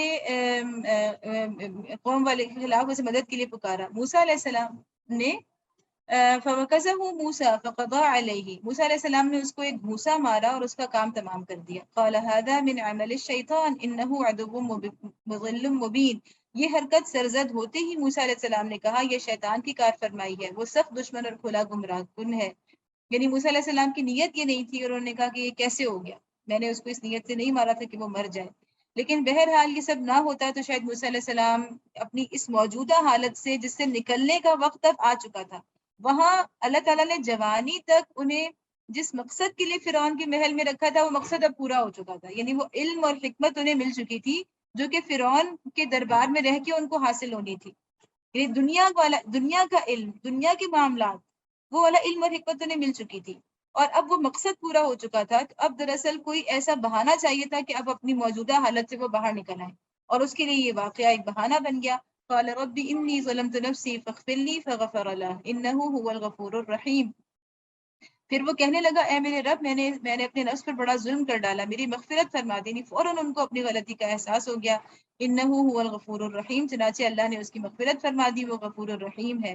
قال رب بما انعمت علی فلن اکون ظہیرا للمجرمین. اس سے پتہ چلتا ہے کہ موسیٰ علیہ السلام بالکل اپنے عقیدے پر اور بنی اسرائیل کے عقیدے پر تھے اور ان کو تمام اس کے عقیدے کی تفصیلات معلوم تھی. اسی لیے انہوں نے فوراً وہ بہترین الفاظ کہے. موسیٰ علیہ السلام نے عہد کیا، اسی وقت اس موقع میں موسیٰ علیہ السلام نے عہد کر لیا اللہ سے. وہ عہد کیا تھا کہ فلن اکون ظہیرا للمجرمین، اے میرے رب یہ احسان جو تو نے مجھ پر کیا ہے اس کے بعد اب میں کبھی مجرموں کا مددگار نہ بنوں گا. یہ وہ ٹرننگ پوائنٹ تھا موسیٰ علیہ السلام کی زندگی میں، جب انہیں احساس ہوا کہ میں جس حالت میں رہ رہا ہوں یہ میرے ایمان کے خلاف ہے. ٹھیک ہے، اب اس حالت میں رہنے میں ظاہر ہے ان کی اپنی مرضی شامل نہیں تھی، وہ تو ایک بچے تھے اور ان کو وہاں پر ظاہر ہے کہ وہ اپنی مرضی سے وہاں نہیں آئے تھے. لیکن اب وہ جس شعور کی حد کو پہنچ چکے تھے تو ان کو اب یہ سمجھ میں آ رہی تھی ساری چیزیں کہ ایک اس حالت میں ہوں کہ میں ایک ظالم حکمران کا سپورٹر ایک طرح سے بنا ہوا ہوں، یا اس ظالم حکمران کی کفالت میں رہ رہا ہوں، اس کی ماتحتی میں رہ رہا ہوں. تو اس حالت سے وہ اب نکلنا چاہتے تھے اور اس کے لیے ان کو فوراً اس موقع پہ احساس ہو گیا کہ اب میں کبھی مجرموں کا مددگار نہ بنوں گا. یعنی ان کو لگا کہ شاید اس حالت میں ہونے کی وجہ سے اللہ تعالیٰ کی طرف سے میرے اوپر یہ آزمائش آئی ہے کہ میں نے اس بندے کو قتل نہیں کرنا تھا لیکن میرے ہاتھ سے مار ڈالا گیا، تو یہ آزمائش شاید میری اس حالت کی وجہ سے آئی ہے. تو فوراً وہ سمجھ گئے. تو یہ دیکھنا کہ کتنی یہ ہوش، یعنی کہ عقل مندی بھی آپ کہیے، کتنا ایمان ایسا جو آپ کو بالکل صحیح موقع پہ صحیح چیز کی پن پوائنٹڈ بتا دے کہ دیکھو تمہارے اندر یہاں پہ یہ کمزوری ہے جس کی وجہ سے یہ ہوا ہے. اور پھر ایمان کی یہ طاقت جو عمل میں ڈھل جائے کہ فوراً انسان اتنا بڑا فیصلہ کر لے. یہ بڑا فیصلہ کیا تھا کہ انہوں نے فوراً یہ فیصلہ کر لیا تھا کہ آج کے بعد میں فرعون کی سرپرستی سے نکل رہا ہوں. ٹھیک ہے، اب یہ سوچیں کہ چھوٹی بات نہیں ہے فرعون کی سرپرستی سے نکلنا. اور یہ ایک ایسی چیز ہے، ایک ایسا جملہ ہے موسیٰ علیہ السلام کا جس کے اوپر فقہا نے بہت بحث کی ہے. اور جیسا کہ میں نے یہاں پہ کوٹ بھی کیا ہے کہ ابن جریر اور متعدد دوسرے مفسرین نے اس کی تفسیر بھی کی، اور اس کے بعد فقہا نے اس کے اوپر بہت زیادہ فقہی اعتبار سے بھی اس کے مسائل جو ہیں بیان فرمائے ہیں. تو ابن جریر اور متعدد دوسرے مفسرین نے اس کا یہ مطلب بالکل ٹھیک لیا ہے کہ اسی روز موسیٰ علیہ السلام نے فرعون اور اس کی حکومت سے قطع تعلق کرنے کا عہد کر لیا تھا. اچھا، اس کے بعد یہ ہے کہ علماء اسلام نے بالعموم حضرت موسیٰ علیہ السلام کے اس عہد سے یہ استدلال کیا ہے کہ ایک مومن کو ظالم کی اعانت سے کامل اجتناب کرنا چاہیے. ٹھیک ہے، خواہ وہ ظالم فرد ہو یا گروہ یا حکومت و سلطنت. یعنی کوئی مومن جو ہے اس کا ایمان ایک طرح سے کمزور ہوگا اور ناقص ہوگا اگر وہ کسی ظالم کو سپورٹ کر رہا ہے. ٹھیک ہے، اس کا معاون بنا ہوا ہے. اب وہ معاون جو معاونت کسی فرد کی بھی ہو سکتی ہے، کسی ادارے کی بھی ہو سکتی ہے، کسی حکومت کی بھی ہو سکتی ہے. تو اسی لیے ہم نے یہ دیکھا کہ جب تقسیم سے پہلے، پارٹیشن سے پہلے پاکستان میں جب کہ انگریز کی حکومت تھی تو انگریز کی حکومت سے کوئی بھی مدد لینے کو، یعنی اس کی عدالتوں میں جا کے اپنے کیس وہاں سے حل کروانے کو، مقدمات کا فیصلہ کروانے کو بعض علماء نے غلط کہا تھا، یا انگریز کی نوکری کرنے کو، اس ظلم کے نظام کا سرکاری نوکری کو غلط کا تصور کیا تھا اسی آیت کی روح سے. یعنی ایک بہت بڑا فقہی مسئلہ ہے، تو اس کو ہمیں سمجھنا چاہیے کہ ہم کبھی بھی کسی ظالم کے نمائندے نہ بنے، ٹھیک ہے، اور اس کے جو ہے وہ اچھا اب کوئی ادارہ بھی ہو سکتا ہے، کوئی کمپنی بھی ہو سکتی ہے، یعنی اگر آپ کو لگ رہا ہے کہ میں ایک ایسے ادارے میں یا ایک ایسے فرد سے یا ایسی کمپنی سے وابستہ ہوں جس کے جو رولز ہیں یا جو طریقہ کار ہے وہ ظلم پر مبنی ہے، تو اس سے ہمیں اپنے آپ کو الگ کر لینا ہے۔ فَأَصْبَحَ فِي الْمَدِينَةِ خَائِفًا يَتَرَقَّبُ، دوسرے روز وہ صبح سویرے ڈرتا اور ہر طرف سے خطرہ بھانپتا ہوا شہر میں جا رہا تھا۔ فَإِذَا الَّذِي اسْتَنصَرَهُ بِالْأَمْسِ يَسْتَصْرِخُ، تو یکا یک کیا دیکھتا ہے کہ وہی شخص جس نے کل اسے مدد کے لیے پکارا تھا آج پھر اسے پکار رہا ہے۔ قال له موسیٰ انک لغوی مبین، موسیٰ علیہ السلام نے کہا تو بڑا ہی بہکا ہوا آدمی ہے۔ اب وہی شخص اسرائیلی جو کل ایک اور قبطی سے لڑ رہا تھا آج وہ ایک اور بندے سے لڑ رہا تھا۔ تو موسیٰ علیہ السلام نے جو ہے کہا کہ تم تو واقعی بہت جھگڑالو آدمی ہو۔ لما أراد أن يبطش بالذي هو عدو لهما قال يا موسى أتريد أن تقتلني كما قتلت نفسا بالأمس، پھر جب موسیٰ علیہ السلام نے ارادہ کیا کہ دشمن قوم کے آدمی پر حملہ کرے تو وہ پکار اٹھا، اے موسیٰ علیہ السلام کیا آج تو مجھے اسی طرح قتل کرنے لگا ہے جس طرح کل ایک شخص کو قتل کر چکا ہے۔ اب موسیٰ علیہ السلام تو اسرائیلی کو نہیں بلکہ جو اس کا جو دشمن تھا اس کو مارنے کے لیے آگے بڑھ رہے تھے، لیکن اسرائیلی کو لگا کہ شاید یہ مجھے مارنے آ رہے، تو اس موقع پہ ڈر کے مارے اس نے وہ کل والا واقعہ بیان کر دیا۔ اب یہ واقعہ جو تھا اس کی کسی کو خبر نہیں تھی، یہ چھپ گیا، اللہ نے اس پہ پردہ ڈال دیا تھا، لیکن اس نے چونکہ اس وقت بول دیا تو وہ بات جو ہے وہ پردے سے نکل آئی اور پتہ چل گیا کہ کل جو شخص جو قبطی کل مرا ہے تو اس کو وہ موسیٰ علیہ السلام کے ہاتھوں مرا ہے۔ اب یہ ظاہر بہت بڑی بات تھی کہ موسیٰ علیہ السلام ایک اسرائیلی نے ایک قبطی کو قتل کر دیا ہے۔ تو اس ملک میں ان تريد الا ان تكون جبارا في الارض وما تريد ان تكون من المصلحين، تو اس ملک میں جبار بن کر رہنا چاہتا ہے، اصلاح نہیں کرنا چاہتا۔ وجاء رجل من اقصى المدينه يسعى، اس کے بعد ایک آدمی شہر کے پرلے سرے سے دوڑتا ہوا آیا اور بولا، اب یعنی یہ بات پھیل گئی، اب جب بات پھیل گئی تو اب جو ہے وہ ایک شخص آیا جس کو پتہ چلا کہ یہ بات تو فوراً پھیل گئی ہے اور فرعون تک پہنچ گئی ہے، اور وہ بے شک اس نے ان کو شہزادے کی طرح پالا ہے، لیکن کوئی والی بات کہ نسلی جو ایک وہ ہے برتری کا احساس ہے وہ تو موجود ہے کہ اسرائیلی کے ہاتھوں قبطی قتل ہوا، تو فرعون کے محل میں یعنی کہ موسیٰ علیہ السلام کو مارنے کی ان کی جان لینے کے لیے منصوبے بنائے جا رہے ہیں۔ تو ایک شخص جو تھا جو کہیں اس کے دربار میں کہیں کچھ کسی عہدے پر ہوگا تو وہ آیا، ایک پرلے سرے سے دوڑتا ہوا آیا، قال یا موسیٰ ان الملأ یأتمرون بک لیقتلوک فاخرج انی لک من الناصحین، اور بولا موسیٰ علیہ السلام سرداروں میں تیرے قتل کے مشورے ہو رہے ہیں، یہاں سے نکل جا، میں تیرا خیر خواہ ہوں۔ فخرج منها خائفا يترقب قال رب نجني من القوم الظالمين، یہ خبر سنتے ہی موسیٰ علیہ السلام ڈرتا اور سہمتا نکل کھڑا ہوا۔ یہاں سے پھر پتہ چلتا ہے کہ دیکھیں وہ ایک انسان تھے، ڈر اور خوف ایک نیچرل چیز ہے اور اس کو ایمان کی کمزوری نہیں کہا جا سکتا، یہ البتہ یہ آزمائشیں ہوتی ہیں اور ان کو اپنے اوپر ایسا طاری نہیں کرنا کہ انسان مایوس ہو جائے، بلکہ ان سے ان کا کہنا چاہیے کہ ایسے موقع پہ اللہ اپنے ایمان کا سہارا لینا ہوتا ہے، اللہ کو یاد کرنا ہوتا ہے۔ قال رب نجنی من القوم الظالمین، جیسے کہ موسیٰ علیہ السلام نے کہا کہ فوراً اللہ کو مدد کے لیے پکارا، تو اس نے دعا کی کہ اے میرے رب مجھے ظالموں سے بچا، اللہ کو مدد کے لیے پکارا۔ ولما توجہ تلقاء مدین قال عسى ربی ان یهدینی سواء السبیل، مصر سے نکل کر جب موسیٰ علیہ السلام نے مدین کا رخ کیا، اب ظاہر ہے سوچیں کہ اتنی بڑی سلطنت تھی فرعون کی اور اس میں سے کیسے چھپتے چھپاتے اس نے فوراً آگے مخبروں کو ہر جگہ اپنی جو چوکیاں ہوں گی اس سے بتا دیا ہوگا کہ بھئی جہاں سے گزرے تو اس کو پکڑ لو، گرفتار کر لو، تو کس طرح سے وہ خوف کا سفر انہوں نے طے کیا ہوگا اکیلے، اور بچتے بچاتے وہ جب مدین کی طرف انہوں نے رخ کیا کہ مدین جو تھا وہ قریب ترین آزاد علاقہ تھا، تو وہاں پہنچ کے ایک طرح سے موسیٰ علیہ السلام فرعون کی اس سے نکل آتے تھے، تو اس لیے وہاں کا رخ کیا، تو اس نے کہا امید ہے کہ میرا رب مجھے ٹھیک راستے پر ڈال دے گا، ان یہدینی سواء السبیل۔ اب یہاں سے پتہ چلتا ہے کہ فوری کے ساتھ ساتھ مستقل ہدایت بھی مطلوب ہوگی۔ ہو سکتا ہے کہ موسیٰ علیہ السلام کے ذہن میں صرف یہی نہ ہو کہ اس وقت مجھے مدین جانے کے لیے محفوظ راستہ میرا رب دکھا دے، بلکہ یہاں پہ ہدایت سے مراد آخرت تک کی، جنت تک کی ہدایت بھی ہو سکتی ہے، کیونکہ بہرحال وہ ایک ایمان رکھنے والے شخص تھے اور انہیں پچھلے سارے واقعات جیسا کہ ہوا کہ انہوں نے کہا کہ میں ظالموں کا مددگار نہیں بنوں گا، تو اپنی اس حالت سے بھی وہ نکلنا چاہتے تھے، تو اس لیے مراد یہ بھی ہو سکتی ہے کہ وہ ایک مکمل ہدایت اللہ سے مانگ رہے ہوں۔ وَلَمَّا وَرَدَ مَدْيَنَ وَجَدَ عَلَيْهِ أُمَّةً مِّنَ النَّاسِ يَسْقُونَ، اور جب وہ مدین کے کنویں پر پہنچا، یعنی پہنچ گئے آخرکار مدین، جو کہ ایک آزاد علاقہ تھا، اور فرعون کے خطرے سے باہر نکل آئے، تو جب وہ وہاں پہنچے تھکے ہارے، تو ایک کنویں پر ظاہر سب سے پہلے انسان پانی کی تلاش کرتا ہے، جہاں بھی پانی ہو، کوئی کنواں، کوئی ندی، کوئی نہر، تو وہیں اس کے کنارے ہی انسان رکتا ہے تر و تازہ ہونے کے لیے۔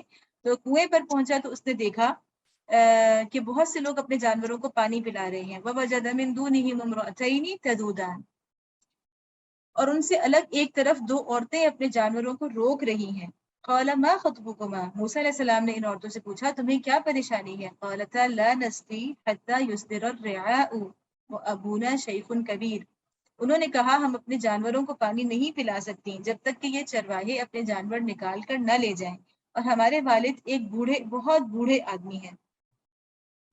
تو اس سے پتہ چلتا ہے، آگے چلے ہم پڑھ لیتے ہیں، پھر انشاءاللہ ان خواتین کے کردار کے حوالے سے جو باتیں سامنے آ رہی ہیں ہم کو دیکھیں گے۔ فَسَقَىٰ لَهُمَا ثُمَّ تَوَلَّىٰ إِلَى الظِّلِّ فَقَالَ رَبِّ إِنِّي لِمَا أَنزَلْتَ إِلَيَّ مِنْ خَيْرٍ فَقِيرٌ، یہ سن کر موسیٰ علیہ السلام نے ان کے جانوروں کو پانی پلا دیا، اور پھر ایک طرف سائے میں جا کے بیٹھ گئے اور بولے کہ یہ دعا کی، رب انی لما انزلت الیہ من خیر فقیر، بہت خوبصورت دعا ہے۔ ایسے موقع پہ دعا جب موسیٰ علیہ السلام ہر چیز کے محتاج تھے، نہ ان کے پاس پہننے کو کچھ تھا، نہ ان کے پاس کھانے کو، نہ پینے کو، نہ رہنے کو، نہ خاندان کی سپورٹ، کچھ نہیں تھا موسیٰ علیہ السلام کے پاس اس وقت۔ آپ ذرا تصور کیجئے، نہ یہاں پہ کوئی ان کا جان پہچان والا کوئی ایک بھی زیرو انسان تھا۔ تو ایسے موقع پہ جب انسان بالکل تہی دامن ہو، تو ایسے موقع پہ موسیٰ علیہ السلام نے یہ دعا کی، بہت خوبصورت دعا ہے کہ پروردگار جو خیر بھی تو مجھ پر نازل کر دے، میں اس کا محتاج ہوں، یعنی اس وقت میں ہر چیز کا محتاج ہوں۔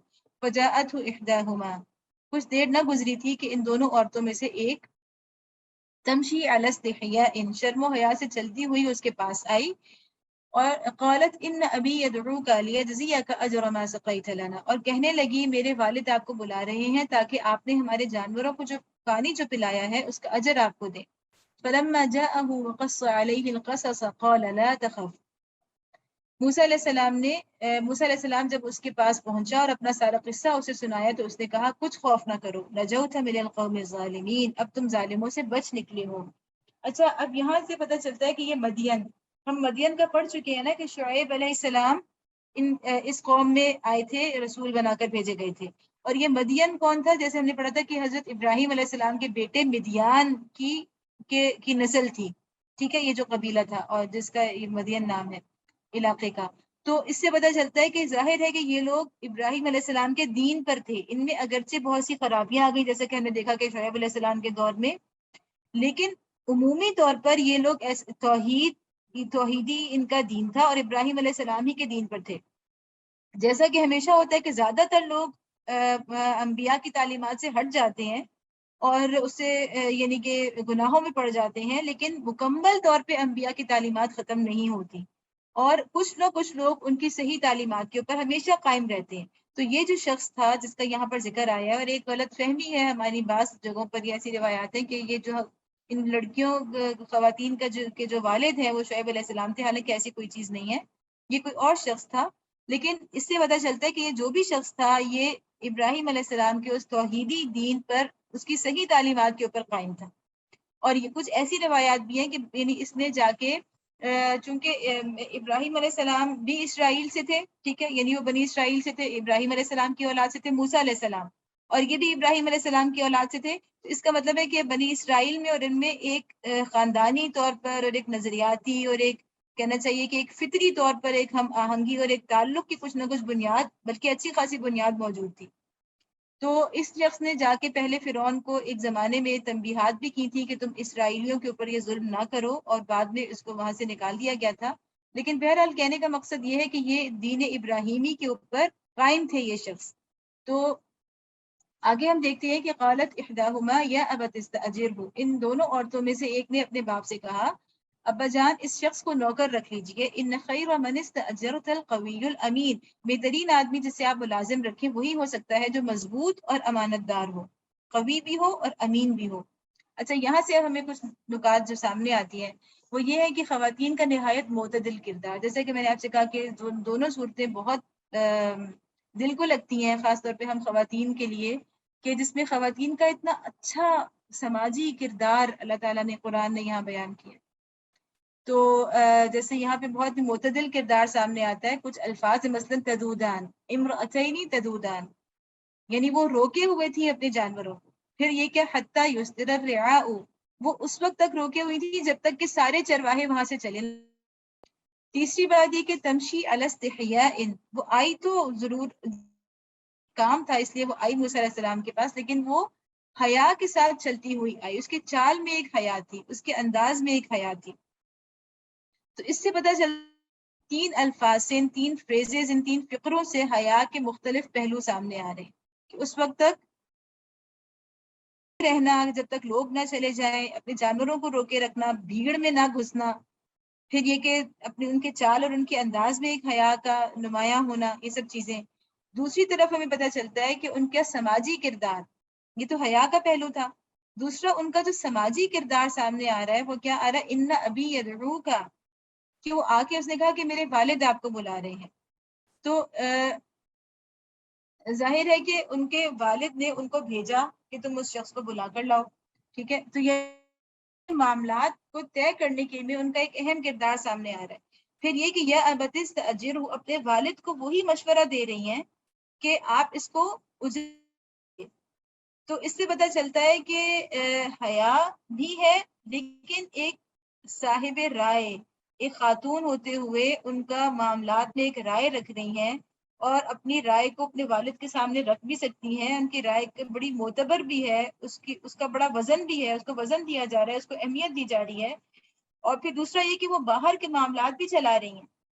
ٹھیک ہے، نہیں باہر نکل رہی ہیں، یعنی اگر ضرورت پڑ رہی ہے تو باہر کے معاملات بھی. اس سے پہلے ہم نے موسیٰ علیہ السلام کی چھوٹی بہن کو بھی دیکھا جو خود بھی کم عمر تھی، اس کا بھی باہر نکلنا، باہر کے معاملات کو دیکھنا. تو اس سے پتہ چلتا ہے کہ ایک توازن ہونا چاہیے. خواتین کا کردار جو قرآن سامنے لا رہا ہے وہ ایسا نہیں ہے کہ وہ بالکل آپ انہیں بالکل ایسا کسی چھوئی موئی بنا کے رکھ دیں کہ وہ بالکل ان کو دنیا کی اس طرح سے کہ معاملات دنیا کی بالکل انہیں خبر نہ ہو، یا یہ ساری چیزیں بہرحال ایک غیر فطری حد تک ہونا درست نہیں ہے. بلکہ اعتدال اور توازن ہر چیز میں ضروری ہے. اور اپنے اپنے حالات کے اعتبار سے، یعنی جس کے جیسے حالات ہوں ان حالات پہ راستہ اختیار کرنا. بہرحال اللہ تعالیٰ نے، قرآن نے، اللہ نے خواتین کی ایک سماجی حیثیت کو تسلیم کیا ہے. یہ ہمیں کم از کم ایک اصول کے طور پر سمجھ لینا چاہیے. قال انی اريد ان انكحك احدى ابنتي هاتين على ان تاجرني 8 حجج. اس کے باپ نے موسیٰ علیہ السلام سے کہا میں چاہتا ہوں کہ اپنی ان 2 بیٹیوں میں سے ایک کا نکاح بشرط کہ تم 8 سال تک میرے ہاں ملازمت کرو. فإن أتممت 10 فمن عندك، اور اگر 10 سال پورے کرو تو یہ تمہاری مرضی ہے. وما اريد ان اشق عليك ستجدني ان شاء الله من الصالحين، میں تم پر سختی نہیں اللہ مجھے نیک آدمی پاؤ گے. اب ظاہر ہے انہوں نے اپنی بیٹی کی تجویز کو بہت ان کو اور اس کو بڑی اہمیت دی اور اسے قبول کر لیا. اور پھر ان کو رکھنے کا کیا انتظام کیا کہ اس سے اپنی بیٹی کا ظاہر وہ سمجھ گئی تھی کہ یہ کوئی عام آدمی نہیں ہے. پورا قصہ سنا اور چونکہ دین ابراہیمی پر تھے انہیں پتا ہوگا کہ بنی اسرائیل میں پیغمبر آتے ہیں اور یہ ساری باتیں، تو اس لیے وہ سمجھ گئے تھے کہ یہ جو موسیٰ علیہ السلام ہے ان کی کیا حیثیت ہے اور یہ کس طرح کے فرد ہیں، ان کی خوبیاں اور ان کی حیثیت بنی اسرائیل کے اندر وہ انہیں سمجھ میں آ رہی ہوگی. قال ذلك بینی وبینک، موسیٰ علیہ السلام نے جواب دیا یہ بات میرے اور آپ کے درمیان طے ہو گئی ہے. ایما الاجلین قضیت فلا عدوان علی، ان دونوں مدتوں میں سے جو بھی میں پورا کر دوں اس کے بعد پھر کوئی زیادتی مجھ پر نہ ہو. واللہ علی ما، اور جو کچھ قول قرار ہم کر رہے ہیں اللہ اس پر نگہبان ہے. فلما قضى موسى الاجل وسار باهله آنس من جانب الطور نارا. اب یہاں سے وہ صورتوں میں ہم پہلے پڑھ چکے ہیں. موسیٰ علیہ السلام کا تذکرہ اکثر یہیں سے شروع ہوتا ہے دیگر صورتوں کے اندر کہ جب موسیٰ علیہ السلام نے مدت پوری کر دی، اور یہ کہا جاتا ہے کہ 8 کے بجائے 10 سال پورے کیے تھے تاکہ ان کے سسر جو ہیں وہ خوش ہو جائیں، اور وہ اپنے اہل و عیال کو لے کر چلا. اب ان کا ارادہ ہوا کہ میں واپس اپنے خاندان کے پاس مصر جاؤں. تو طور کی جانب اس کو ایک آگ نظر آئی. اس نے اپنے گھر والوں سے کہا ٹھہرو. قال لأهلهم كثوا إني آنست نارا لعلي آتيكم منها بخبر أو جذوة من النار لعلكم تصطلون. ٹھہرو میں نے ایک آگ دیکھی ہے، شاید میں وہاں سے کوئی خبر لے آؤں یا اس آگ سے کوئی انگارہ ہی اٹھا لاؤں جسے تم تاپ سکو. فلما أتاها نودي من شاطئ الوادي الأيمن في البقعة المباركة من الشجرة أن يا موسى إني أنا الله رب العالمين. وہاں پہنچا تو وادی کے داہنے کنارے پر مبارک خطے میں ایک درخت سے پکارا گیا کہ اے موسیٰ علیہ السلام، میں ہی اللہ ہوں، سارے جہان والوں کا مالک۔ تو جس سے پتہ چلتا ہے کہ فلما اتاہا، وہ تو آگ لینے گئے، وہ جب وہاں پہنچے تو آگے انہیں نبوت مل گئی۔ تو کیا پتہ چلتا ہے کہ نبوت اس طرح سے اچانک ملتی ہے۔ یہ موضوع ہم پچھلی صورتوں میں بھی پڑھتے چلے آ رہے ہیں، کل بھی ہم نے پڑھا تھا کہ نبوت کے لیے کوئی تیاری نہیں ہوتی انسان کو، بالکل اس کے ذہن کی کسی گوشے خیال میں بھی یہ نہیں ہوتا کہ ایسی کوئی چیز میرے ساتھ ہو سکتی ہے۔ جیسا کہ اس وقت مشرکین مکہ کہہ رہے تھے نا کہ تم یعنی تم تو ہم جیسے ایک عام آدمی ہو، تو عام لوگوں کو ہی ملا کرتی ہے جو بظاہر لوگوں کو عام نظر آ رہے ہوتے ہیں۔ وہ ان القی عصاک، اور حکم دیا گیا کہ پھینک دے اپنی لاٹھی۔ فلما رآها تهتز كأنها جان ولا مدبرا ولم يعقب يا موسى اقبل ولا تخف انك من الآمنين۔ جو ہی کہ موسیٰ علیہ السلام نے دیکھا کہ وہ لاٹھی سانپ کی طرح بل کھا رہی ہے تو وہ پیٹ پھیر کر بھاگا، اور اس نے مڑ کر بھی نہ دیکھا، اور ارشاد ہوا موسیٰ علیہ السلام پلٹ آ اور خوف نہ کر، تو بالکل محفوظ ہے۔ یعنی انسان ہونے کے ناطے وہ خوف کی کیفیت ان کے اوپر آنا۔ اسلک یدک فی جیبک تخرج بیضاء من غیر سوء، اپنا ہاتھ گریبان میں ڈال، چمکتا ہوا نکلے گا بغیر کسی تکلیف کے۔ وَاضْمُمْ إِلَيْكَ جَنَاحَكَ مِنَ الرَّهْبِ فَذَلِكَ بُرْهَانَانِ مِنْ رَبِّكَ إِلَى فِرْعَوْنَ وَمَلَئِهِ إِنَّهُمْ كَانُوا قَوْمًا فَاسِقِينَ۔ اور خوف سے بچنے کے لیے اپنا بازو بھینچ لے، یعنی یہ اللہ تعالیٰ نے ان کو ایک اور چیز سکھائی تھی کہ جب تمہارا دل بہت زیادہ پریشان ہو، تمہیں خوف لاحق ہو، ظاہر ہے کہ آگے جن جن مراحل سے انہیں گزرنا تھا، اتنے بڑے بڑے جادو، آپ سوچیں کہ وہ کتنے خوفناک مناظر ہوتے ہوں گے جب وہ اتنے سارے مصنوعی سانپ ہی پہرا، لیکن بہرحال سانپ دوڑتے ہوئے آ رہے ہیں۔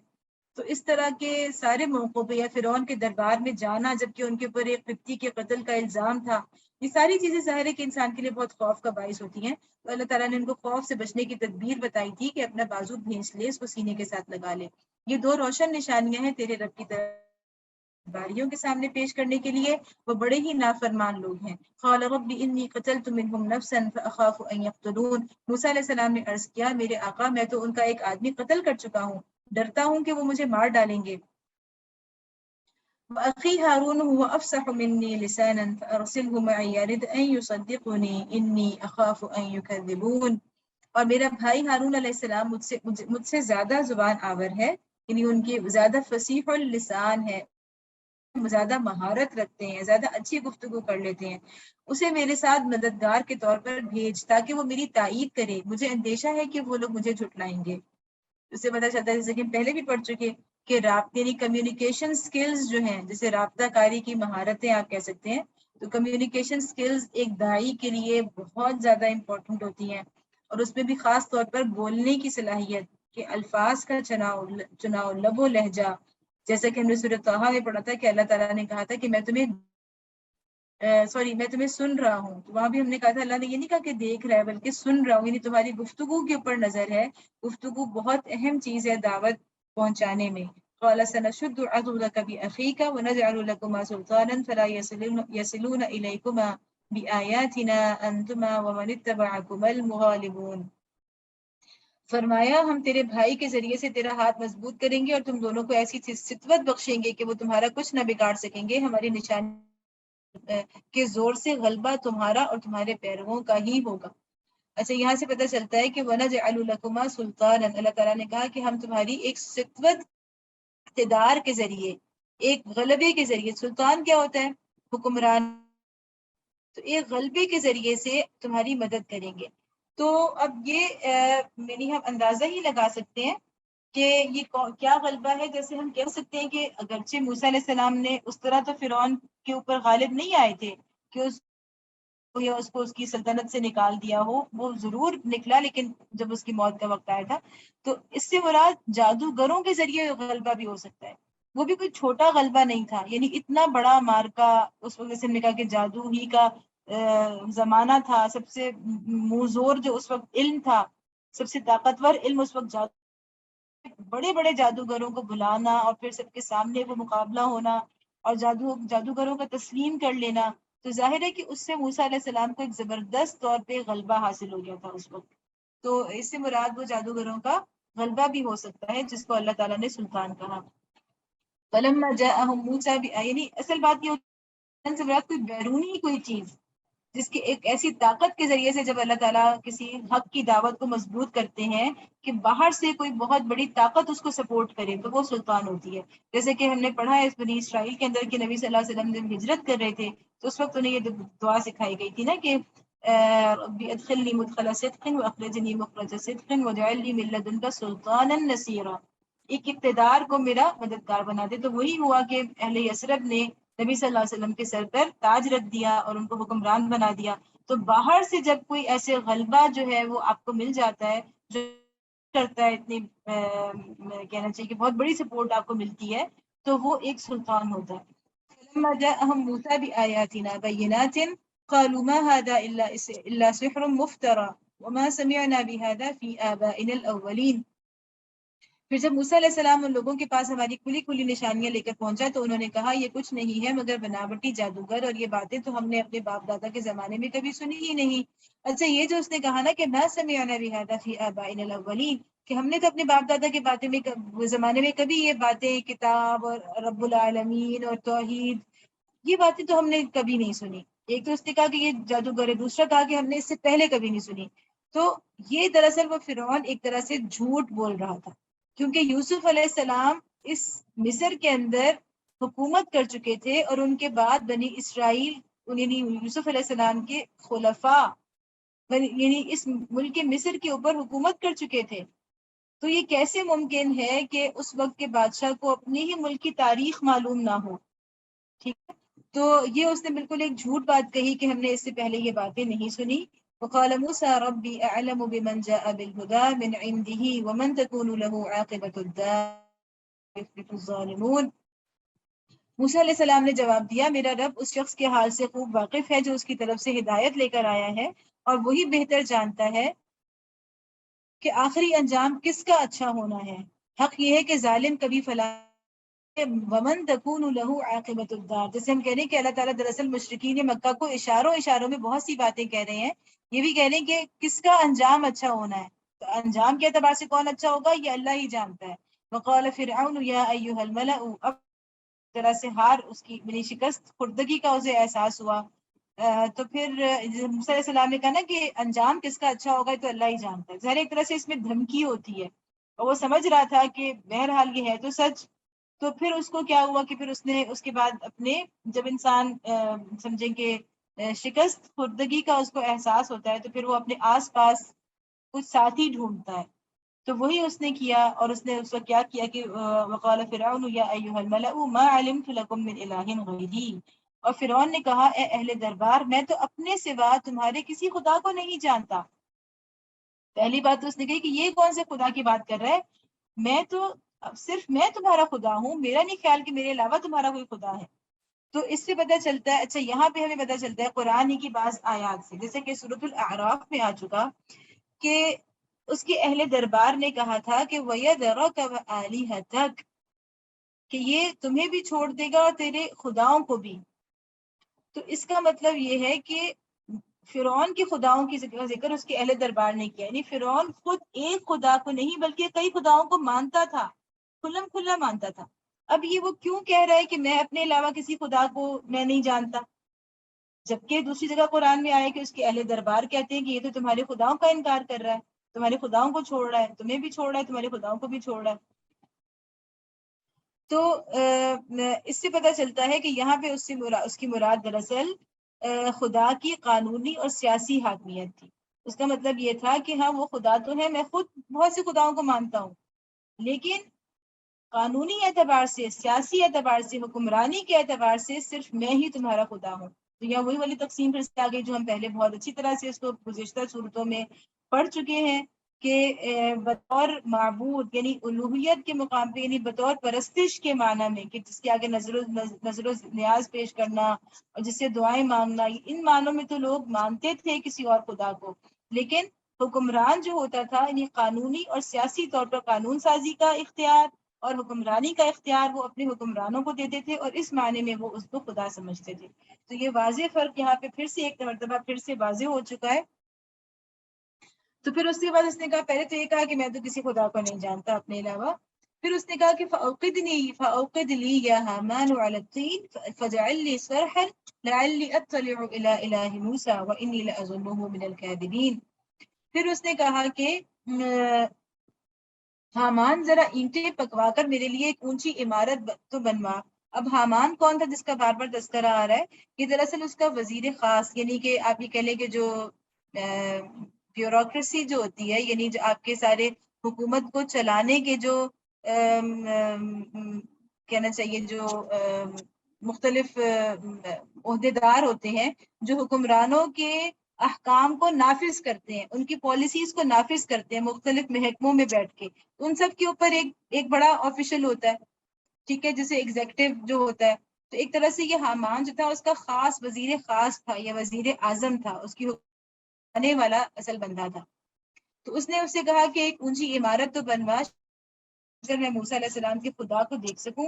میں تو اسے جھوٹا سمجھتا ہوں، یعنی اب وہ بالکل ایک طرح سے وہ ہو گیا تھا، پاگل ہو گیا تھا، اور ویسی باتیں کر رہا تھا کہ اچھا سیڑھی بناؤ، موسیٰ علیہ السلام کے خدا کو دیکھنا چاہتا ہوں، میں اس کو جھوٹا سمجھتا ہوں۔ وَاسْتَكْبَرَ هُوَ وَجُنُودُهُ فِي الْأَرْضِ بِغَيْرِ الْحَقِّ وَظَنُّوا أَنَّهُمْ إِلَيْنَا لَا يُرْجَعُونَ۔ اس نے اور اس کے لشکروں نے زمین میں بغیر کسی حق کے اپنی بڑائی کا گھمنڈ کیا اور سمجھے کہ انہیں کبھی ہماری طرف پلٹنا نہیں ہے، یعنی اس کا استکبار تھا، اسے کوئی جواب کوئی لاجک نہیں سوچ رہی تھی، تو اس نے ایسی فضول باتیں، یعنی اس نے عملی طور پر سیڑھی بنوائی نہیں تھی، لیکن اس نے ایک ایسی بڑک جسے کہتے ہیں ماری تھی، اور یہ اس کے تکبر کا نتیجہ تھی کہ وہ اپنے آپ کو کسی سے کم تر، کسی کے آگے جھکنے کو تیار نہیں تھا، فَهُوَ رب العالمین ہی کیوں نہ ہو۔ فَأَخَذْنَاهُ وَجُنُودَهُ فَنَبَذْنَاهُمْ فِي الْيَمِّ فَانظُرْ كَيْفَ كَانَ عَاقِبَةُ الظَّالِمِينَ۔ آخرکار ہم نے اسے اور اس کے لشکروں کو پکڑا دیا، اب دیکھ لو کہ ان ظالموں کا کیسا انجام ہوا۔ ہم سب جانتے ہیں کہ کون سے واقعہ ہے، وَجَعَلْنَاهُمْ أَئِمَّةً يَدْعُونَ إِلَى النَّارِ وَيَوْمَ الْقِيَامَةِ لَا يُنصَرُونَ۔ ہم نے انہیں جہنم کی طرف دعوت دینے والے پیشرو بنا دیا، اور قیامت کے روز وہ کہیں سے کوئی مدد نہ پا سکیں گے۔ وَأَتْبَعْنَاهُمْ فِي هَذِهِ الدُّنْيَا لَعْنَةً وَيَوْمَ الْقِيَامَةِ هُمْ مِنَ الْمَقْبُوحِينَ۔ ہم نے اس دنیا میں ان کے پیچھے لعنت لگا دی، اور قیامت کے روز وہ بڑی قباحت میں مبتلا ہوں گے۔ دنیا میں بھی ان کا بہت بدترین انجام ہوا، اور قیامت کے روز بھی وہ بہت برے انجام میں ہوں گے۔ وَلَقَدْ آتَيْنَا مِن بَعْدِ مَا أَهْلَكْنَا الْقُرُونَ الْأُولَىٰ بَصَائِرَ لِلنَّاسِ وَهُدًى وَرَحْمَةً لَعَلَّهُمْ يَتَذَكَّرُونَ۔ پچھلی نسلوں کو ہلاک کرنے کے بعد ہم نے موسیٰ علیہ السلام کو کتاب عطا کی۔ اب یعنی ایک پورا ٹائم گزر گیا، موسیٰ علیہ السلام بنی اسرائیل کو لے کر نکل آئے، اور ان مسلمانوں کو، ان اسرائیلیوں کو اللہ تعالیٰ نے نئے سرے سے اسلام پر ان کی خرابیوں کو دور کرتے ہوئے، ان کی غلامی کی زندگی کے ان کے اوپر جو بدترین اثرات تھے ان کو ان کے اوپر سے ہٹانے کے لیے اللہ تعالیٰ نے نئے سرے سے موسیٰ علیہ السلام کو، یعنی بنی اسرائیل کو موسیٰ علیہ السلام کے ذریعے سے شریعت دی، جس کا یہاں پہ ذکر آ رہا ہے، کتاب کے لیے بصیرتوں کا سامان بنا کر، تاکہ شاید لوگ سبق حاصل کریں۔ اس سے کیا پتہ چلتا ہے کہ من بعد ما اہلکنا القرون الاولی، اللہ تعالیٰ نے موسیٰ علیہ السلام سے پہلے کی قوموں کو قرون الاولی کہا ہے، القرون الاولی یعنی پہلے کی قومیں۔ تو اس سے یہ بھی ہمیں آئیڈیا ہوتا ہے کہ موسیٰ علیہ السلام سے جو دور شروع ہوا ہے وہ دراصل دور جدید ہے۔ بات ایک طرح سے صحیح بھی ہے، جیسا کہ ہم نے پہلے بھی اس بات کی تحقیق پوری پڑھی ہے کہ پہلی مرتبہ ایک مکمل نظام زندگی کی شکل میں جو شریعت، یعنی شریعت جو ہے وہ ہوتا ہی نظام زندگی ہے، تو پہلی مرتبہ ایک کامل، یعنی مکمل تو ہم کہہ لیں کہ بالکل اکمل شریعت، یعنی بالکل مکمل تو ظاہر نبی صلی اللہ علیہ وسلم کو دی گئی، لیکن ایک نظام زندگی کے طور پر ایک شریعت جو دی گئی سب سے پہلے موسیٰ علیہ السلام ہی کو دی گئی تھی۔ تو اسی لیے ہم کہتے ہیں کہ نبی صلی اللہ علیہ وسلم اور موسیٰ علیہ السلام میں بہت زیادہ مماثلت ہے، بہت سارے پہلو جو ہیں وہ ملتے ہیں۔ تو موسیٰ علیہ السلام سے دراصل وہ دور جدید ایک طرح سے آپ کہہ لیں کہ اس کی شروعات تھی، جو کہ مکمل ہوا ہے نبی صلی اللہ علیہ وسلم کے اوپر۔ وما كنت بجانب الغربی اذ قضینا الى موسیٰ الامر وما كنت من الشاہدین۔ اے محمد صلی اللہ علیہ وسلم، تم اس وقت مغربی گوشے میں موجود نہ تھے جب ہم نے موسیٰ علیہ السلام کو یہ فرمان شریعت عطا کیا تھا، یعنی وہی جو اللہ تعالیٰ نے انہیں کوہ طور پر بلا کے ان کو الواح پہ لکھی ہوئی شریعت اور وہ 10 احکام عشرہ عطا فرمائے تھے، تو اللہ تعالیٰ کہہ رہے ہیں کہ آپ وہاں موجود نہیں تھے۔ تو یعنی کہنے کا مقصد یہ ہے کہ آپ جو قصے سنا رہے ہیں آپ کے اوپر وہی ہو رہی ہے، یعنی اس وقت یہاں پہ کہنے کا مقصد یہ ہے کہ اللہ تعالیٰ بار بتاتے ہیں کہ وہی کہ آپ کے پاس کوئی اور سورس نہیں ہے، کوئی ایسا بندہ آپ کے پاس مکہ میں، مکہ سے باہر کہیں ایسا موجود نہیں ہے جو ان واقعات کو اس انداز سے، پرانی کتابوں میں جو کچھ ہے وہ اس سے بہت مختلف ہے، اور آپ جو کچھ اب قرآن میں وحی کے ذریعے سے پرانی تاریخ جو بیان کر رہے ہیں یہ بائبل کی تاریخ سے بڑی مختلف ہے. تو یہ جو آپ بتا رہے ہیں تو ظاہر ہے آپ کے پاس کے اندر آپ کے آس پاس یا آپ سے بہت دور بھی اس کی کوئی سورس دنیا کے اندر موجود نہیں ہے، بلکہ یہ ساری جو تاریخ آ رہی ہے یہ وحی کے ذریعے سے اور یہ دنیا سے باہر سے آ رہی ہے، آسمان سے اتر رہی ہے. وما کنت، اور یہ نبی صلی اللہ علیہ وسلم کی نبوت کی ایک سب سے اہم سب سے بڑی دلیل ہے. اور نہ تم شاہدین میں شامل تھے، آپ خود بھی وہاں موجود نہیں تھے. وَلَكِنَّ أَنشَأْنَا قُرُونًا فَتَطَاوَلَ عَلَيْهِمُ الْعُمُرُ، بلکہ اس کے بعد تمہارے زمانے تک ہم بہت سی نسلیں اٹھا چکے ہیں اور ان پر بہت زمانہ گزر چکا ہے. وَمَا كُنْتَ ثَاوِيًا فِي أَهْلِ مَدْيَنَ تَتْلُو عَلَيْهِمْ آيَاتِنَا وَلَكِنَّا كُنَّا مُرْسِلِينَ، تم اہل مدین کے درمیان بھی موجود نہ تھے کہ ان کو ہماری آیات سنا رہے ہوتے، مگر اس وقت کی یہ خبریں بھیجنے والے ہم ہیں. یہ نبی صلی اللہ علیہ وسلم کی نبوت کی طرف اشارہ ہے کہ یہ دراصل صرف اور صرف وہی ہے آ رہی ہے. وَمَا كُنْتَ بِجَانِبِ الطُّورِ، اور تم طور کے دامن میں بھی اس وقت موجود نہ تھے. اِذْ نَادَيْنَا، جب ہم نے موسیٰ علیہ السلام کو پہلی مرتبہ پکارا تھا. وَلَٰكِن رَحْمَةً مِّن رَّبِّكَ، مگر یہ تمہارے رب کی رحمت ہے کہ وہ تمہیں پرانے قصے وحی کے ذریعے سے بتا رہا ہے.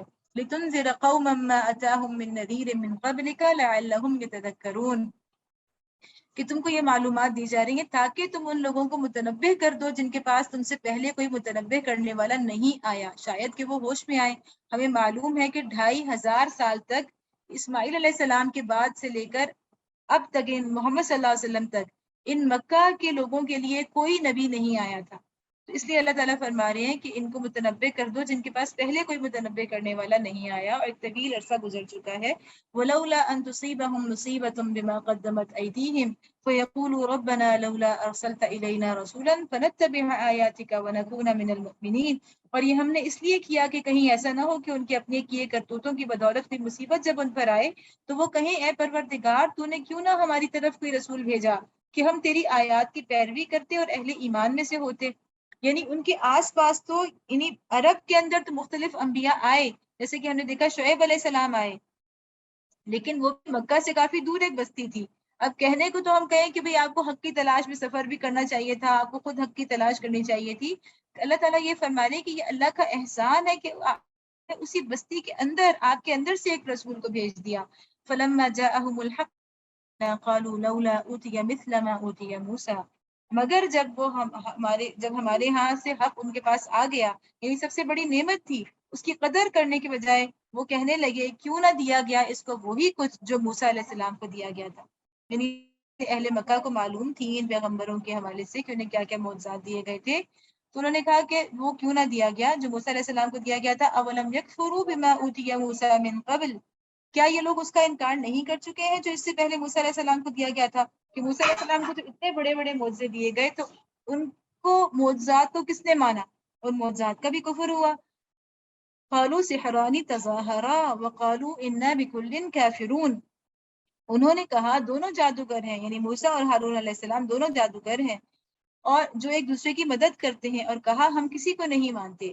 اور یہ بھی ہو سکتا ہے کہ دونوں سے مراد یہ ہو کہ نبی سے یہ قریش کہہ رہے ہوں، مکہ کے لوگ کہہ رہے ہیں یہ نبی صلی اللہ علیہ وسلم بھی جادوگر ہے اور قرآن بھی جادو ہے، جیسے کہ ہم نے پڑھا ہے کہ دونوں چیزوں کو ہی جادو کہتے تھے.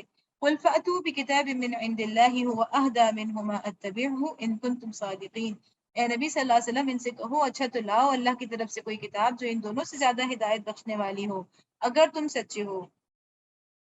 تو اللہ کہ آپ چیلنج کر دیں کہ اگر یہ کتاب تمہیں قبول نہیں ہے تو اس سے ان سے زیادہ ہدایت بخشنے والی کوئی کتاب تم لے آؤ. اگر تمہارے خداؤں کے پاس یہ اختیار ہے کہ وہ ایسا کلام اور ایسی خوبصورت ہدایت کی باتیں اور ایسے واضح سچائی اور یعنی اچھائی اور برائی کا واضح فرق کرنے والی آیات، یہ اگر تمہارے خداؤں کے پاس ایسی کوئی چیز ہے تو تم لے آؤ، میں اسی کی پیروی اختیار کروں گا.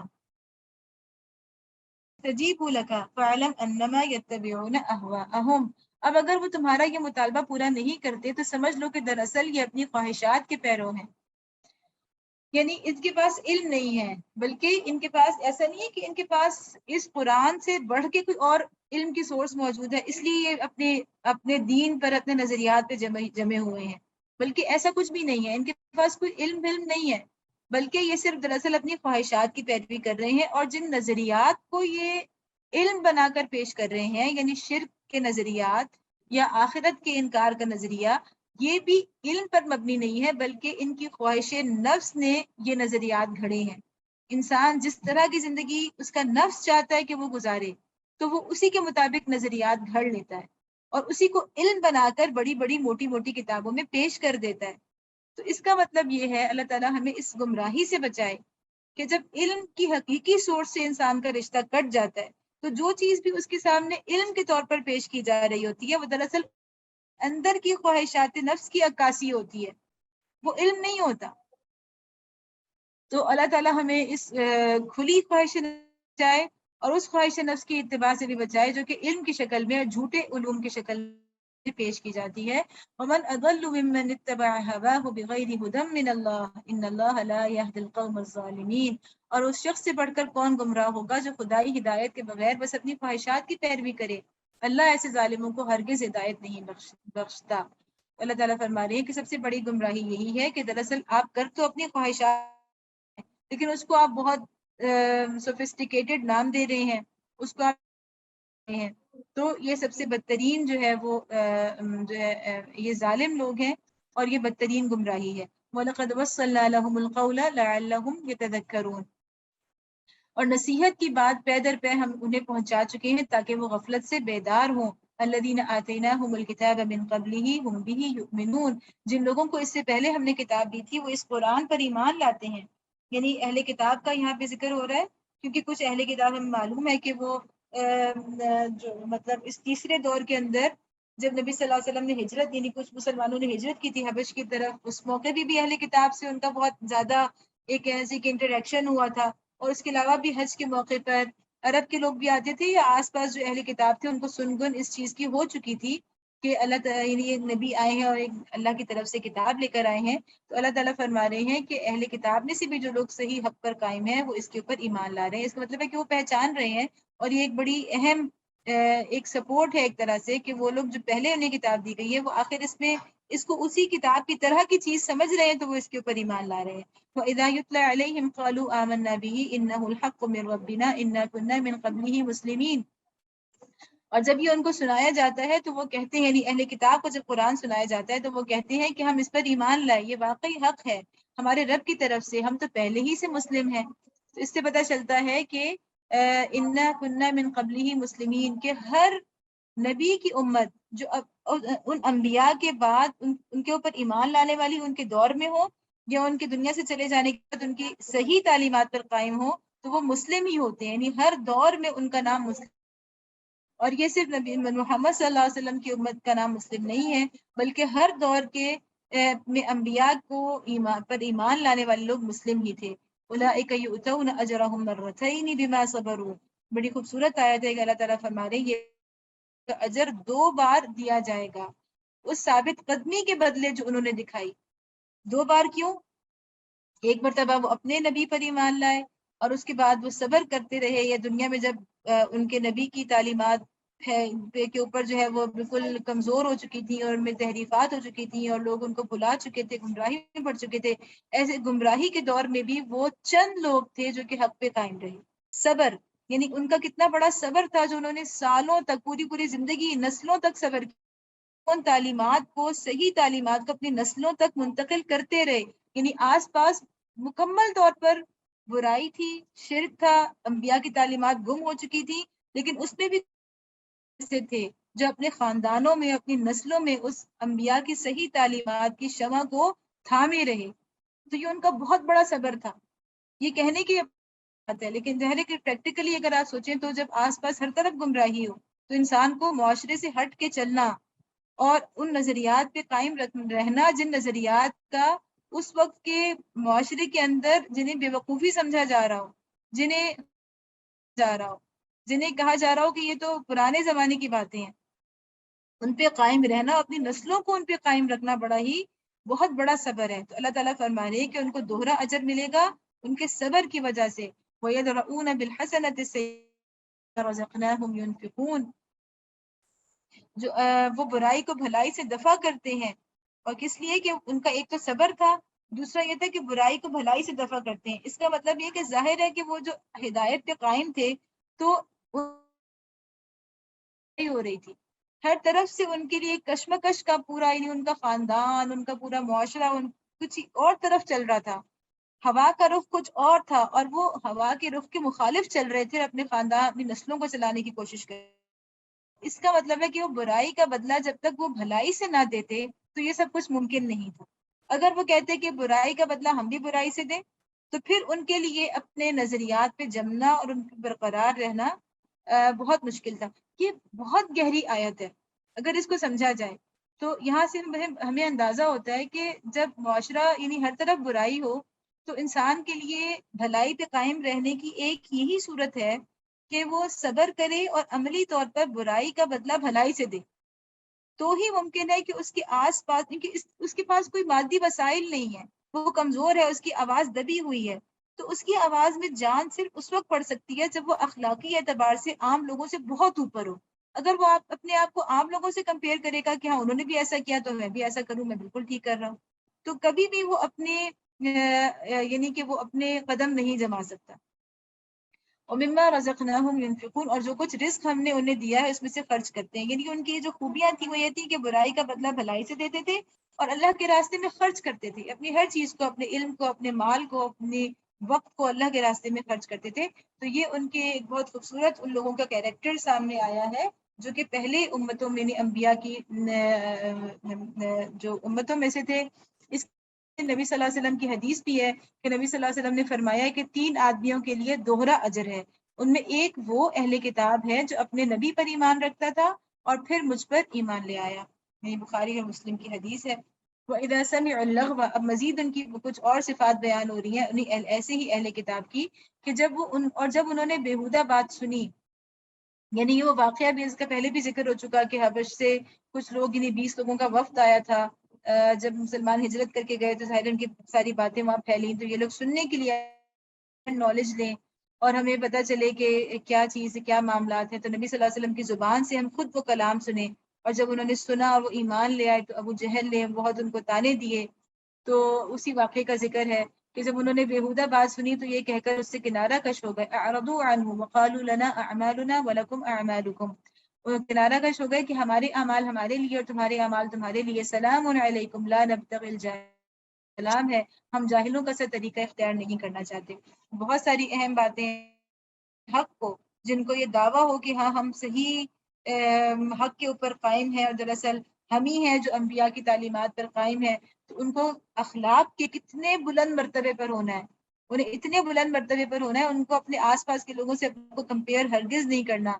जैसे कि आजकल हम देख लें कि हर कोई यही कर रहा है कि अपनी गलती का जवाब दूसरों से हासिल कर रहा है कि हाँ उसने वो भी ऐसा करता है तो फिर हमारे लिए भी ये बात जायज़ है। तो इससे पता चलता है कि जब तक आप अपने आप को बहुत ऊंची अखलाकी मयार पर ना लेकर जाएं तो उस वक्त तक आपका अंबिया की तालीमात पर जम के रहना मुमकिन नहीं है। इन्नका ला तहदी मन, एक तो वो दौर होता है ना जब सब लोग ही नेक हैं, फिर तो ठीक है, आप अगर कम कॉम्प्रोमाइज भी कर लें, कम मयार पे भी आ जाए तो ठीक है। लेकिन जहां आपको हवा के मुखालिफ चलना है वहां आपको अखलाक के बहुत ऊंचे मयार पर होना जरूरी है। इन्नका ला तहदी मन अहबब्ता वलाकिन्नल्लाह यहदी मन यशा वहुवा अअलमु बिल मुहतदीन। ए नबी सल्लल्लाहु अलैहि वसल्लम, तुम जिसे चाहो हिदायत, उसे हिदायत नहीं दे सकते, मगर अल्लाह जिसे चाहता है हिदायत देता है।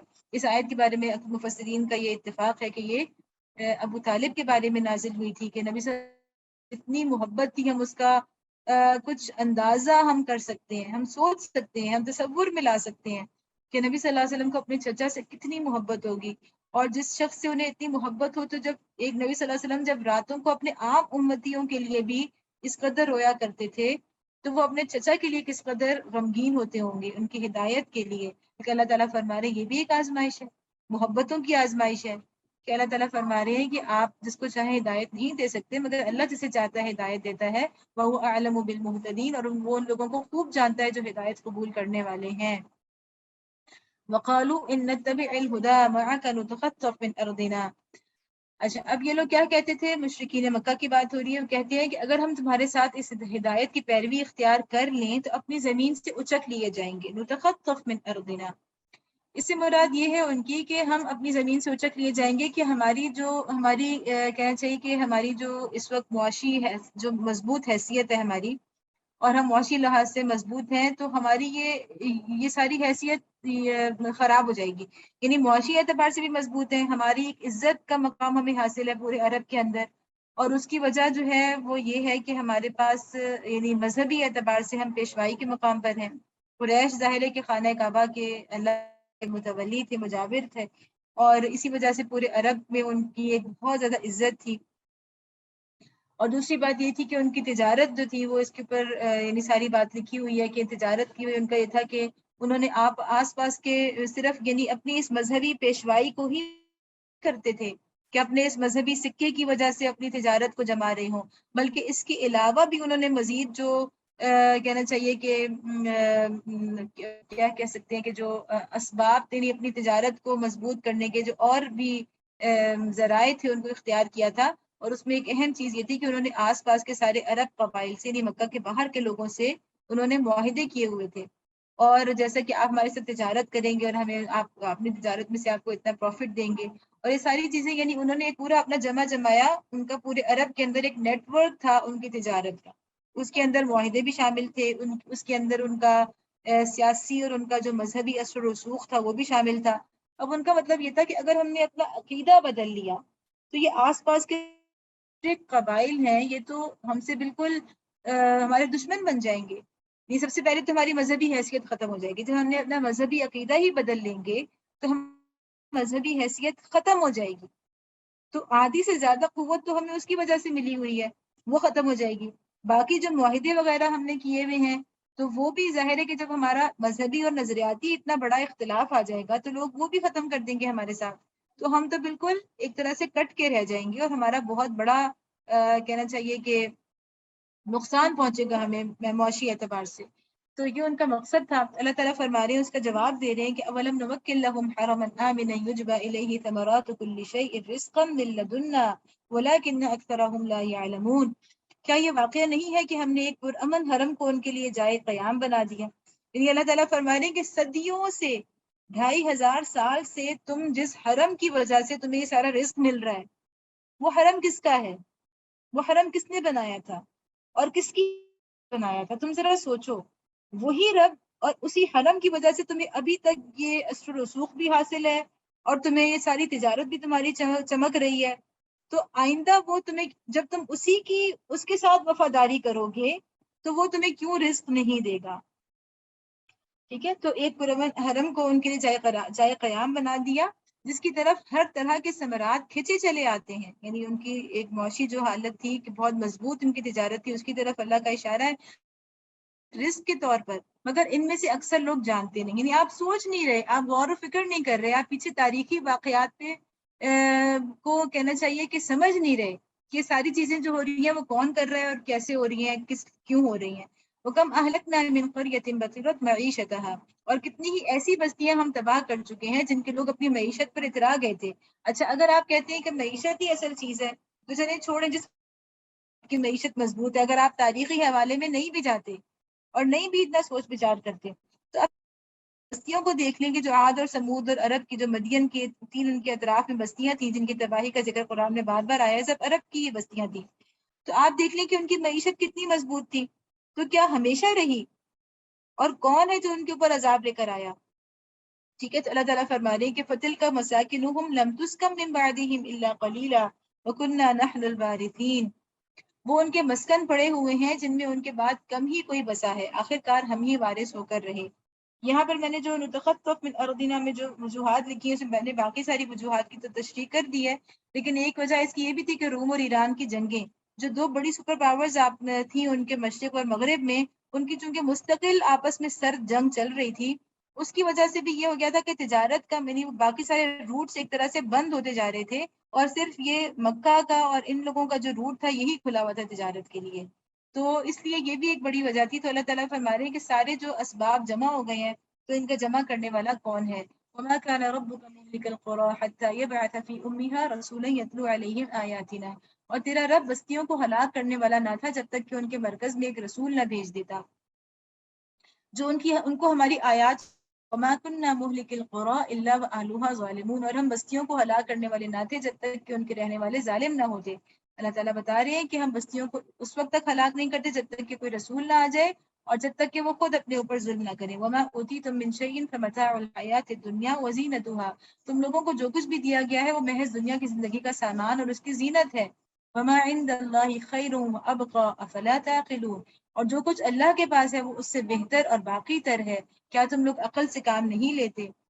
اچھا یہاں بھی بڑی خوبصورت ایک بات ہے کہ اللہ تعالیٰ نے یہ نہیں فرمایا کہ تم اگر اللہ پر ایمان لے آؤ گے تو تم قلاش ہو جاؤ گے. صاف صاف یہ نہیں کہا کہ کوئی بات نہیں تم صبر کرو، کوئی بات نہیں اگر تمہاری تجارت یا معیشت کمزور ہو جائے گی تو تم اللہ کی خاطر قربانی دو.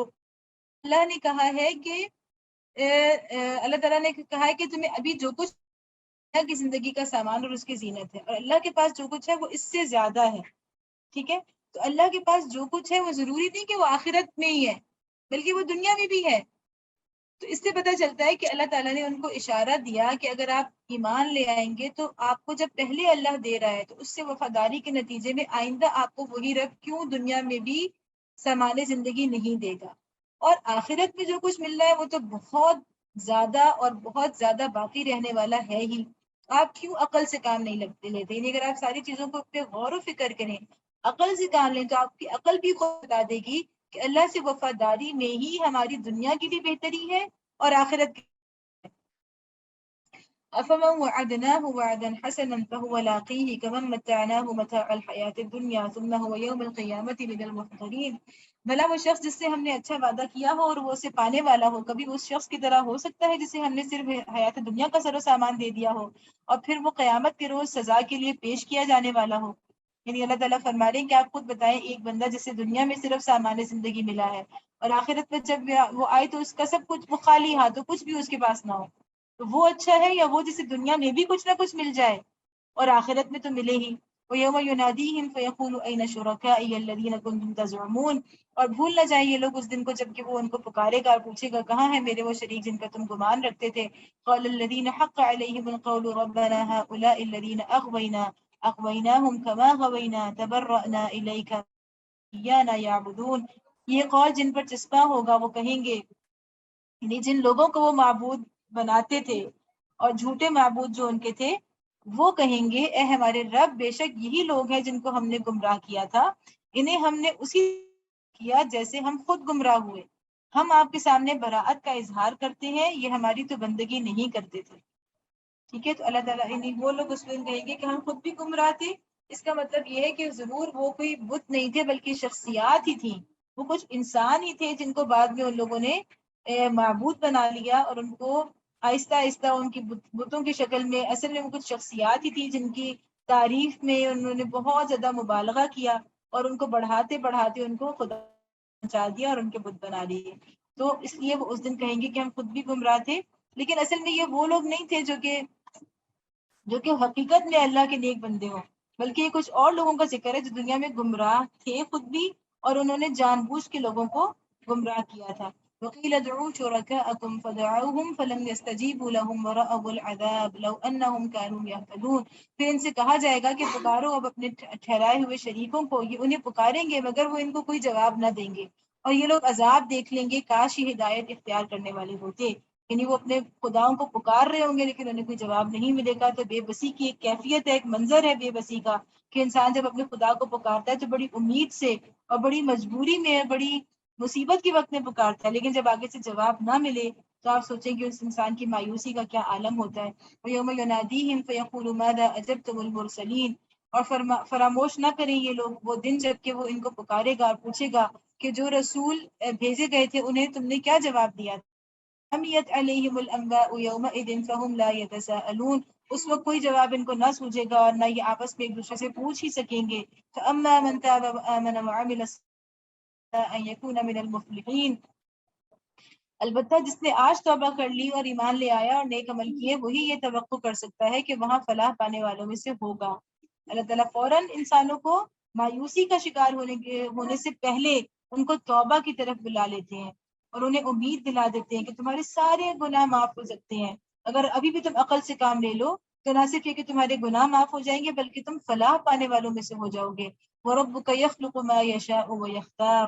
تیرا رب پیدا کرتا ہے جو کچھ چاہتا ہے اور وہ خود ہی اپنے کام کے لیے جسے چاہتا ہے انتخاب کر لیتا ہے، یعنی پیدا بھی کرتا ہے اور یختار یعنی کہ سلیکٹ بھی کرتا ہے، چوز بھی کرتا ہے. ما کان لهم الخیرہ، یہ انتخاب ان لوگوں کے کرنے کا کام نہیں ہے. یعنی اس سے مراد یہی کہ اللہ تعالیٰ وہ جیسے کہتے تھے نا کہ یہ ہماری بستی کے کچھ عزت دار لوگوں کو کیوں رسول نہیں بنایا گیا. اللہ تعالیٰ فرما رہے ہیں کہ یہ جو اللہ کے پاس اختیار ہے کہ وہ کس کو اپنا نبی بنانے کے لیے منتخب کرتا ہے. تو اس سے پتہ چلتا ہے کہ جھوٹے معبودوں کی نفی ہے. ما کان لهم الخیارہ، کہ آپ کے معبود جس کو چاہیں، اگر آپ کے معبودوں کے پاس یہ اختیار ہوتا تو وہ آپ کو رسول بنا دیتے، آپ کے اوپر وہی آنے لگ جاتی، لیکن ان کے پاس تو کوئی اختیار نہیں ہے. وہ کس بات کے معبود ہیں؟ نہ ان کے پاس کسی وحی کو لانے کا اختیار ہے، نہ ان کے پاس آپ کو نبوت دینے کا اختیار ہے، وہ تو خالی ہاتھ ہیں. تو اللہ تعالیٰ ایک طرح سے یہاں پہ جھوٹے معبودوں کی نفی کر رہے ہیں. سبحان اللہ وتعالی عما یشرکون، یہ انتخاب ان لوگوں کے کرنے کا کام نہیں ہے. اللہ پاک ہے اور بہت بالا برتر ہے اس شرک سے جو یہ لوگ کرتے ہیں. وَرَبُّكَ يَعْلَمُ مَا تُكِنُّ وَمَا يُعْلِنُونَ، تیرا رب جانتا ہے جو کچھ یہ دلوں میں چھپائے ہوئے ہیں اور جو کچھ یہ ظاہر کرتے ہیں. وَهُوَ اللَّهُ لَا إِلَهَ إِلَّا هُوَ، وہی ایک اللہ ہے جس کے سوا کوئی عبادت کا مستحق نہیں. لَهُ الْحَمْدُ فِي الْأُولَى وَالْآخِرَةِ وَلَهُ الْحُكْمُ وَإِلَيْهِ تُرْجَعُونَ، اسی کے لیے حمد ہے دنیا میں بھی اور آخرت گواہی اسی کی ہے اور اسی کی طرف تم سب پلٹائے جانے والے ہو. اب یہاں سے آپ دیکھیں تو توحید کا بیان شروع ہو رہا ہے، اور توحید کا بیان جب شروع ہو رہا ہے تو اس کے اندر سب سے پہلے جو آیت آئی ہے اس میں توحید کا خلاصہ بیان کر دیا گیا ہے، اور اس خلاصے کے اندر دو چیزوں کو یعنی دو اہم پہلوؤں کی طرف اشارہ کیا گیا توحید کے. ایک لہ الحمد اور دوسرا لہ الحکم، کہ تعریف کا مستحق بھی وہی ہے اور حکمرانی کا مستحق بھی وہی ہے، حکم بھی اسی کا چلتا ہے. تو یہی دو چیزیں ہیں جن سے مل کر پوری خالص اور مکمل توحید جو ہے وہ وجود میں آتی ہے، کہ تعریف بھی اسی کی ہو، شکر بھی اسی کا ہو اور حکم بھی اسی کا چلے. آگے اسی توحید کی تفصیل بیان ہو رہی ہے. قل ارأيتم ان جعل الله عليكم الليل سرمدا الى يوم القيامة من الہ غیر اللہ یأتیکم بضیاء افلا تسمعون. یعنی اس توحید کے اوپر اللہ تعالیٰ آثار کائنات سے دلائل بیان فرما رہے ہیں. اے نبی صلی اللہ علیہ وسلم ان سے کہو، کبھی تم لوگوں نے غور کیا کہ اگر اللہ قیامت تک تم پر ہمیشہ کے لیے رات طاری کر دے تو اللہ کے سوا وہ کون سا معبود ہے جو تمہیں روشنی دلا دے؟ کیا تم سنتے نہیں ہو؟ قل ارأيتم ان جعل الله عليكم الليل سرمدا الى يوم القيامة من الہ غیر اللہ یأتیکم بلیل تسکنون فیہ افلا تبصرون. ان سے پوچھو کبھی تم نے سوچا کہ اگر اللہ قیامت تک تم پر ہمیشہ کے لیے دن طاری کر دے تو اللہ کے سوا وہ کون سا معبود ہے جو تمہیں رات لا دے تاکہ تم اس میں سکون حاصل کر سکو؟ کیا تم کو سوچتا نہیں ہے کہ دن اور رات جو ہم اس کو اتنا کہنا چاہیے کہ ایک عام سی بات ہے، بالکل نارمل روٹین کے طور پہ لیتے ہیں. اگر ہم سوچیں کہ یہ دن اور رات نہ ہوتے تو ہم تمنا کرتے کہ اللہ یہ دن ختم ہو جائے، یہ روشنیاں ختم ہو جائیں تاکہ انسان جو ہے وہ کہیں چھپ کے آرام سے بیٹھ جائے. اور اگر کبھی ہمیشہ رات رہتی تو ہم تمنا کرتے کہ ہمارے دل میں خواہش پیدا ہوتی کریں. انسان نہ ہمیشہ کام کرنا چاہتا ہے اور نہ ہمیشہ سست اور کاہل بن کے پڑا رہنا چاہتا ہے. انسان کے اندر دونوں حالتیں ہوتی ہیں اور دونوں اس کے نفس کا تقاضا ہے. تو اللہ تعالیٰ نے ان دونوں حالتوں کو کے جو تقاضے ہیں ان کو پورا کرنے کے لیے اس کے باہر کی دنیا میں اس کو بہترین ماحول عطا کر دیا، سکون کا ماحول بھی جو اس کے نفس کا تقاضا ہے اور کام کا ماحول بھی جو اس کے نفس کا ہے. اللہ تعالیٰ فرما رہے ہیں کہ تم ان نشانیوں کو عام نشانیاں کہ ان کے اوپر غور و فکر کرو. وَمِن رَحْمَتِهِ جَعَلَ لَكُمُ اللَّيْلَ وَالنَّهَارَ لِتَسْكُنُوا فِيهِ وَلِتَبْتَغُوا مِن فَضْلِهِ وَلَعَلَّكُمْ تَشْكُرُونَ، کہ اسی کی رحمت ہے کہ اس نے تمہارے لیے رات اور دن بنائے تاکہ تم رات میں سکون حاصل کرو اور دن کو اپنے رب تلاش کرو شاید کہ تم شکر گزار بنو. یہ سب اللہ کی توحید کی بہت بڑی بڑی نشانیاں ہیں. وَيَوْمَ يُنَادِيهِمْ فَيَقُولُ أَيْنَ شُرَكَائِيَ الَّذِينَ كُنتُمْ تَزْعُمُونَ. یاد رکھیں یہ لوگ وہ دن جب کہ وہ انہیں پکارے گا پھر پوچھے گا کہاں ہے وہ میرے جن کا تم گمان رکھتے تھے.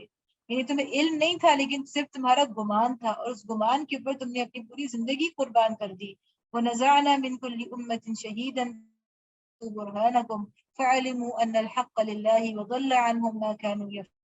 اور ہم ہر امت میں سے ایک گواہ نکال لائیں گے پھر کہیں گے کہ لاؤ اب اپنی دلیل. اس وقت انہیں معلوم ہو جائے گا کہ حق اللہ کی طرف سے ہے اور گم ہو جائیں گے ان کے مسائل گھڑ رکھے تھے. تو اس سے پتہ چلتا ہے کہ وہی والی بات جو ہم نحل میں بھی ہم پڑھ کے آ چکے ہیں اور سورہ بنی اسرائیل کے اندر بھی ہم پڑھ کے آ چکے ہیں کہ اللہ تعالیٰ ہر امت کے اندر سے گواہ اٹھائیں گے. اور یہاں ہم نے یہ بات پڑھی تھی کہ وہ گواہ رسول ہی ہوں، بلکہ اللہ تعالیٰ نے عام لفظ استعمال کیا شہیدن کا، جس میں رسول بھی ہو سکتے ہیں اور رسول کی امت کے اندر سے بھی مختلف گواہ ہو سکتے ہیں. تو اللہ تعالیٰ ہمیں قیامت کے روز اور پھر اللہ تعالیٰ فرمائیں گے کہ لاؤ اب اپنی دلیل. تو اس سے مراد یہ کہ جس طرح اچھا یہاں پر جو گواہ کہا گیا ہے اس سے غالباً مراد یہ ہے کہ وہ جو کفر کی امتوں میں سے بھی اللہ تعالیٰ گواہ اٹھائیں گے، کیونکہ ان سے کہا جا رہا ہے کہ اپنے ان جھوٹے معبودوں کے لیے کوئی دلیل لاؤ. تو جس طرح اہل ایمان کے گروہوں میں سے گواہ ہوں گے، اسی طرح یعنی کفر کرنے والوں کے گروہوں سے بھی دلیل مانگی جائے گی، ان کے گواہوں سے اس کا ثبوت مانگا جائے گا. ان قارون کان من قوم موسیٰ. اب یہ سورت کا اختتام ہونے کے جا رہا ہے. اس سے پہلے اب جیسے کہ سورت کے آغاز میں موسیٰ علیہ السلام کا ذکر تھا اور ان کا پورا جو کردار تھا بڑی تفصیل کے ساتھ سامنے آیا تھا، ان کی زندگی کے مختلف مراحل کہ کیسے کیسے موقع پہ انہوں نے کون سے اہم فیصلے کیے اور کس طرح وہ اللہ کی ہدایت کی، کس طرح اللہ نے انہیں نبوت دی، کس طرح انہوں نے اپنے نبوت کے فرائض انجام دیے. تو اب اس کے بعد سورہ کی اختتام میں اللہ تعالیٰ ایک دوسرا کردار بیان کر رہے ہیں اور وہ قارون کا کردار ہے. قارون جو تھا یہ بھی دراصل موسیٰ علیہ السلام یعنی اسرائیلی تھا، اگرچہ یہ فرعون کے دربار میں ایک بہت بڑی اس کی ایک حیثیت تھی، لیکن اس کو یہ حیثیت کیوں ملی تھی؟ اس نے اسرائیلی ہوتے ہوئے اپنی قوم سے بغاوت کی تھی. اور بغاوت کیوں کی تھی؟ کہ چونکہ اس کے پاس بہت زیادہ سرمایہ آ گیا تھا، بہت زیادہ روپیہ پیسہ اس کے پاس آ گیا تھا. تو اس نے اسرائیلی تو چونکہ غریب اور غلام، تو اس نے اپنے آپ کو حقارت سے اپنی قوم کو اس نے ایک طرح سے حقیر سمجھا اور قوم کی خیر خواہی کرنے کے بجائے اس نے اس ظالم حکمران کے ساتھ اپنے آپ کو منسوب کر لیا اور اس کا درباری ہو گیا اور اس کا سپورٹر ہو گیا. تو یہ فرعون کے دربار میں ایک بہت بڑا سرمایہ دار تھا جس کا نام قارون تھا. یا اب اس کا ذکر آ رہا ہے ان قارون کان من قوم موسیٰ فبغى علیہم. یہ ایک واقعہ ہے کہ قارون موسیٰ علیہ السلام کی قوم کا ایک شخص تھا، پھر وہ اپنی قوم کے خلاف سرکش ہو گیا. وآتیناہ من الکنوز. یعنی اب دیکھیں یہاں سے آپ موازنہ کریں گے، ایک موسیٰ علیہ السلام تھے جو کہ شہزادے تھے، جو کہ پلے بڑے ہی فرعون کے دربار میں تھے، نعمتوں میں پلے بڑے تھے، لیکن انہوں نے ان نعمتوں کو پسند نہیں کیا اپنے لیے. اور جیسے ہی وہ شعور کی زندگی کو پہنچے، شعور کی عمر کو پہنچے، ان کو لگا کہ یہ تو میں ظلم کو سپورٹ کر رہا ہوں، اور انہوں نے اللہ سے دعا کی کہ میں اس سے ہٹ جانا چاہتا ہوں اور مجھے ایک عام آدمی کی زندگی گوارا ہے جس میں کوئی نعمتیں نہ ہوں، کوئی کچھ بھی نہ ہو، میں اس ظلم کا حصہ نہ بنوں. اور دوسری طرف یہ شخص تھا جو کہ جس کے پاس بہت سا مال و دولت تھا، تو اس نے خود، اگرچہ یہ فرعون سے اس کو کوئی نسبت نہیں تھی، لیکن اس نے خود فرعون کا سپورٹر بننا اور اس ظلم کے نظام کا حصہ بننا جو ہے وہ گوارا کر لیا. تو یعنی دنیا کے اندر دونوں کردار موجود ہوتے ہیں. کچھ لوگ ایسے ہوتے ہیں جو سب نعمتیں ہوتے ہوئے بھی ان کا ضمیر انہیں یہ کہتا ہے کہ یہ سب کچھ نہیں ہے. اس سے بڑی ایک چیز ہے جس کا نام ہے ہدایت، ایک چیز ہے جس کا نام ہے حق پرستی، اور زندگی گزارنی ہے تو آپ کو حق پرستی کے لیے گزارنے کے پیچھے. اور ایک وہ شخص بھی ہوتا ہے جو نعمتوں کو ہی سب کچھ سمجھتا ہے اور اسی کو اپنا خدا بنا لیتا ہے، اور وہ اس کے لیے وہ ظلم کے نظام کا حصہ بننا بھی خوشی سے قبول کر لیتا ہے. وَآتَيْنَاهُ مِنَ الْكُنُوزِ. پھر وہ اپنے قوم کے خلاف سرکش ہو گیا اور ہم نے اس کو اتنے خزانے دے رکھے تھے. وَآتَيْنَاهُ مِنَ الْكُنُوزِ مَا إِنَّ مَفَاتِحَهُ لَتَنُوءُ بِالْعُصْبَةِ أُولِي الْقُوَّةِ. اس کو اتنے خزانے دے رکھے تھے کہ ان کی کنجیاں طاقتور آدمیوں کی ایک جماعت مشکل سے اٹھا سکتی تھی. اِذْ قَالَ لَهُ قَوْمُهُ لَا تَفْرَحْ إِنَّ اللَّهَ لَا يُحِبُّ الْفَرِحِينَ. ایک دفعہ جب اس کی قوم کے لوگوں نے اس سے کہا پھول نہ جا، اللہ پھولنے والوں کو پسند نہیں کرتا. اس کا مطلب ہے کہ اس کا کتنا کھلا ہوا وہ فخر اور تکبر کا انداز ہوتا ہوگا کہ لوگوں نے اس سے کہا کہ اتنا تکبر اچھا نہیں ہوتا. وَابْتَغِ فِي مَا آتَاكَ اللَّهُ الدَّارَ الْآخِرَةَ وَلَا تَنْسَ نَصِيبَكَ مِنَ الدُّنْيَا وَأَحْسِنْ كَمَا أَحْسَنَ اللَّهُ إِلَيْكَ وَلَا تَبْغِ الْفَسَادَ فِي الْأَرْضِ إِنَّ اللَّهَ لَا يُحِبُّ الْمُفْسِدِينَ. جو مال اللہ نے تجھے دیا ہے اس سے آخرت کا گھر بنانے کی فکر کر اور دنیا میں سے بھی اپنا حصہ فراموش نہ کر. احسان کر جس طرح اللہ نے تیرے ساتھ احسان کیا ہے، اور زمین میں فساد برپا کرنے کی کوشش نہ پسند نہیں کرتا. یعنی اللہ کا احسان ہے کہ اس نے تمہیں اتنا مال دیا ہے تو تم بھی اللہ کے بندوں پر احسان کرو. یہاں سے پتہ چلتا ہے کہ اچھا یہ شخص قوم سے غیر مخلص تھا، اور جو قوم تھی وہ نظریاتی ہے، نسلی نہیں ہے. ٹھیک ہے، اپنی قوم سے غیر مخلص تھا، اور یہ پوری بات پیچھے آ چکی. وہ قوم جو بنی اسرائیل تھی وہ کوئی لسانی یا کوئی نسلی قوم پرستی نہیں تھی، جیسا کہ اب اس وقت موجودہ یہودیوں کا حال ہے کہ انہوں نے تبلیغ بند کر دی ہوئی ہے، اور وہ اپنے آپ کو صرف ایک یعنی ان کا جو ایک نیشنل ایک وہ کہنا چاہیے کہ ریلیجن ہے، اس کو انہوں نے اسرائیلی نسل کے اندر بند کر دیا ہے. لیکن جب یہ اپنے صحیح دین کے اوپر قائم تھے مصر کے اس دور میں، تو اس وقت ان کا یہ والی صورتحال نہیں تھی، اور یہ بالکل تبلیغی مذہب تھا. اور جو بھی ان کے نظریے کو قبول کر لیتا تھا، جیسے کہ امت مسلمہ کا حال ہے، ہر امت مسلمہ کا یہی حال رہا، تو اس وقت یہ ایک تبلیغی مذہب تھا، اور ان کے اندر گنجائش تھی، وسعت تھی، اور اپنے اندر ہی لوگوں کو سمو رہے تھے. دوسری بات یہ تھی کہ فرعون کے دست و بازو جو تھے وہ کون لوگ تھے، یعنی اس کے ایک وزیر، جیسا کہ آیا پیچھے جس کا ذکر حامان، اور ابھی دوسرا اس کا جو دست و بازو تھا ایک بہت بڑا سرمایہ دار. تو یہ اس کی انشاءاللہ تفصیل آگے آئے گی مزید. اوتیتہ علی علم عندی، تو اس نے کہا یہ سب کچھ تو مجھے اس علم کی بنا پر دیا گیا ہے جو مجھ کو حاصل ہے. کہ جب لوگوں نے کہا کہ تم اتنا فخر نہ کرو، تو اس نے کہا کہ تم میرے علم کی بنا پر دیا، یعنی میری قابلیت، میرا علم، اس کی وجہ سے یہ مجھے عطا کیا گیا ہے.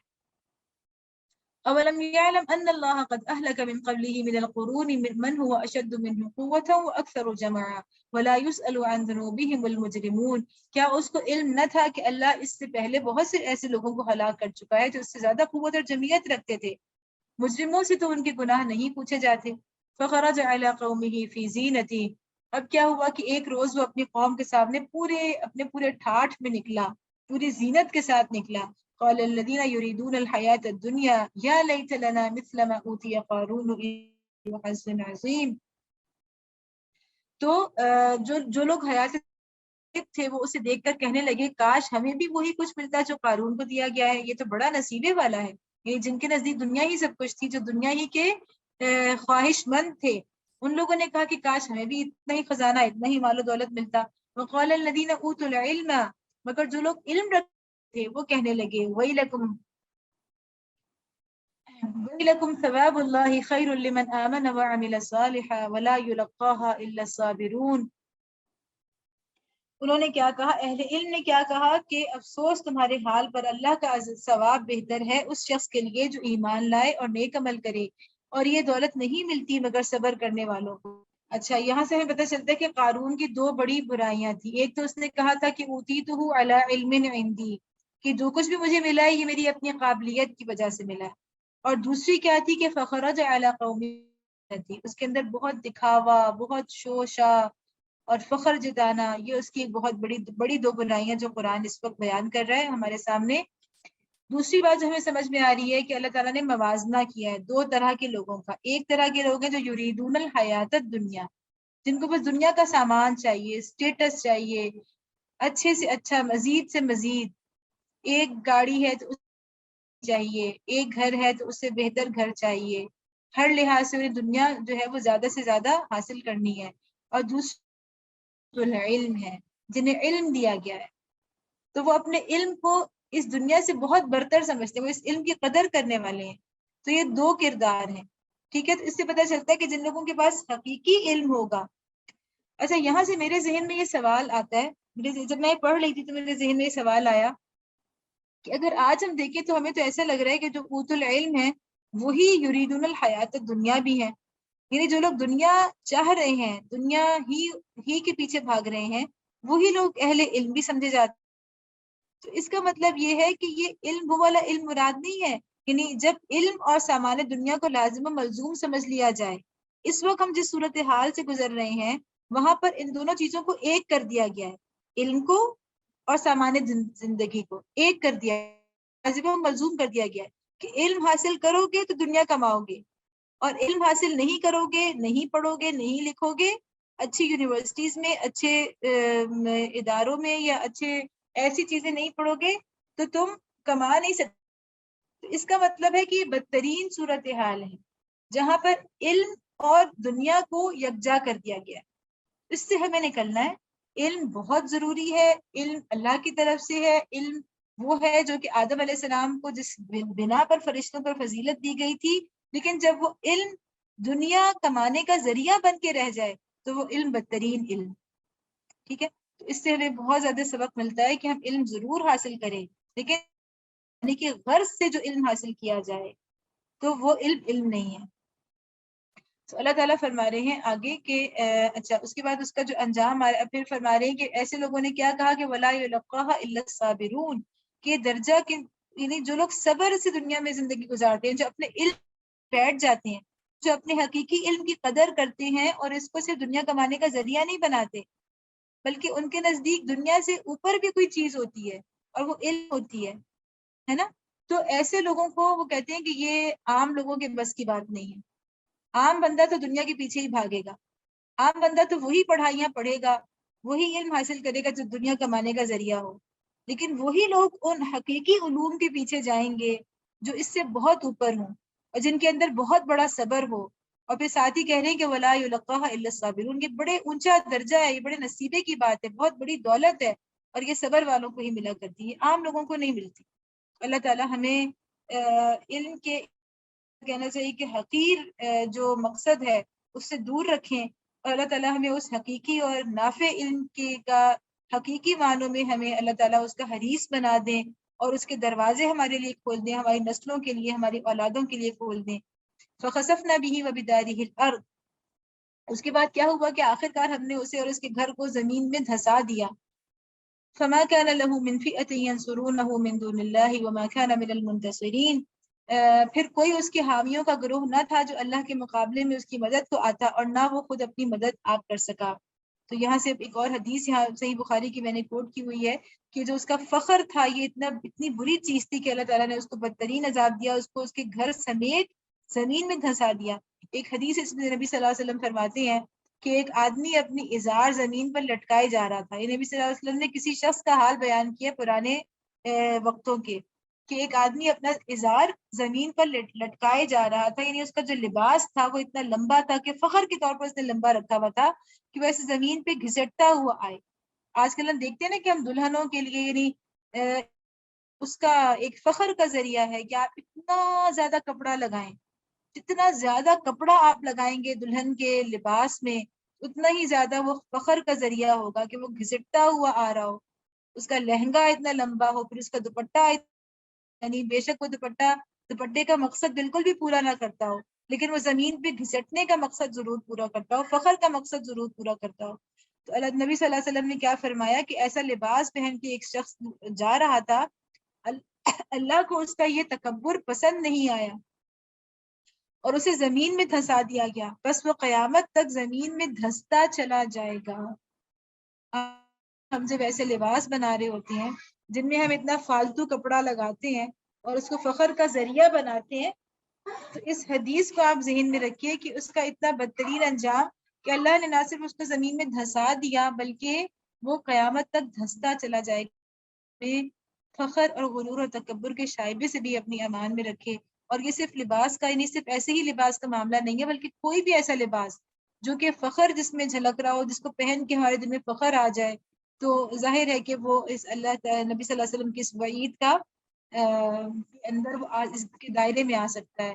وَأَصْبَحَ الَّذِينَ تَمَنَّوْا مَكَانَهُ بِالْأَمْسِ يَقُولُونَ وَيْكَأَنَّ اللَّهَ يَبْسُطُ الرِّزْقَ لِمَن يَشَاءُ وَيَقْدِرُ۔ اب وہی لوگ جو کل اس کی منزلت کی تمنا کر رہے تھے کہنے لگے افسوس، ہم بھول گئے تھے کہ اللہ اپنے بندوں میں سے جس کا رزق چاہتا ہے کشادہ کرتا ہے اور جسے چاہتا ہے نفع تلا دیتا ہے۔ لولا امن اللہ علینا لخسف بنا وکأنہ لا یفلح الکافرون، اگر اللہ نے ہم پر احسان نہ کیا ہوتا تو ہمیں بھی زمین میں دھسا دیتا، افسوس ہم کو یاد نہ رہا کہ کافر فلاح نہیں پایا کرتے۔ یعنی انہوں نے کہا کہ دیکھیے کیفیات تو اگرچہ ہمارے پاس وہ سب کچھ مال تھا تو نہیں، لیکن خواہش تو ہمیں بھی اسی کی تھی، تو ایک طرح سے ہمارے اور قارون میں کوئی فرق تو نہیں ہوا، کیونکہ ہم نے بھی اسی چیز کی خواہش کی، اسی چیز کو پسند کیا، لیکن اب وہ کہ اللہ کا شکر ہے کہ اللہ نے ہمارا انجام اس کے ساتھ نہیں کیا، اگرچہ ہماری بھی ایک طرح سے خواہش وہی تھی جو اس کی خواہش تھی، ہمارے بھی جذبات وہی تھے جو اس کے جذبات تھے، لیکن اللہ نے ہمیں اس سے بچا لیا، اور اللہ نے ہمیں پہلے ہی اس کا انجام ہمیں استغفار کا، توبہ کرنے کا، پلٹ آنے کا موقع دے دیا۔ اب یہ سورہ کا اختتام ہے، اللہ تعالیٰ فرما رہے ہیں کہ تلک الدار الآخرہ الذین لا یریدون علوا فی الارض ولا فسادا والعاقبۃ للمتقین. وہ آخرت کا گھر تو ہم ان لوگوں کے لیے مخصوص کر دیں گے جو زمین میں اپنی بڑائی نہیں چاہتے اور نہ فساد کرنا چاہتے ہیں، اور انجام کی بھلائی متقین ہی کے لیے ہے. تو اس سے اللہ تعالیٰ فرما رہے ہیں کہ آخرت کا گھر ان کے لیے خاص ہو جائے گا. دنیا تو ان کو ملے گی ضرور انشاءاللہ، لیکن آخرت تو کو ملے گی کن لوگوں کو؟ جو زمین کے اندر بڑائی نہیں چاہتے. تو اللہ تعالیٰ وارث ضرور بناتا ہے، لیکن اس وراثت کو زمین میں کو حکمرانی دیتے ہیں، اور ضرور دیتے ہیں. جیسے کہ اس کے بعد ہوا اور دنیا نے دیکھا، اہل مکہ نے دیکھا کہ مسلمان جو ہے ان کا انجام کیا ہوا کہ وہ مدینہ سے مکہ سے نکل کے مدینہ گئے. وہاں اللہ نے ان کو سلطان بھی دیا، ان کو حکمرانی بھی دی، اور پھر ان کے ہاتھوں اللہ نے رسوا بھی کیا ان کافروں کو. لیکن اللہ تعالیٰ ان کو زمین میں حکمرانی دیتے ہیں، لیکن وہ اپنی بڑائی کا ذریعہ نہیں بناتے اس حکمرانی کو، بلکہ اس حکمرانی کو وہ اللہ کی بڑائی کا، اللہ کی کبریائی کا ذریعہ بناتے ہیں. اور جو کوئی اپنی بڑائی کا ذریعہ بنائے تو ولا فساد. اس کا مطلب ہے کہ جب بھی انسان حکمرانی کو اپنی بڑائی کے لیے استعمال کرے گا تو لازماً کیا ہوگا؟ فساد ہوگا.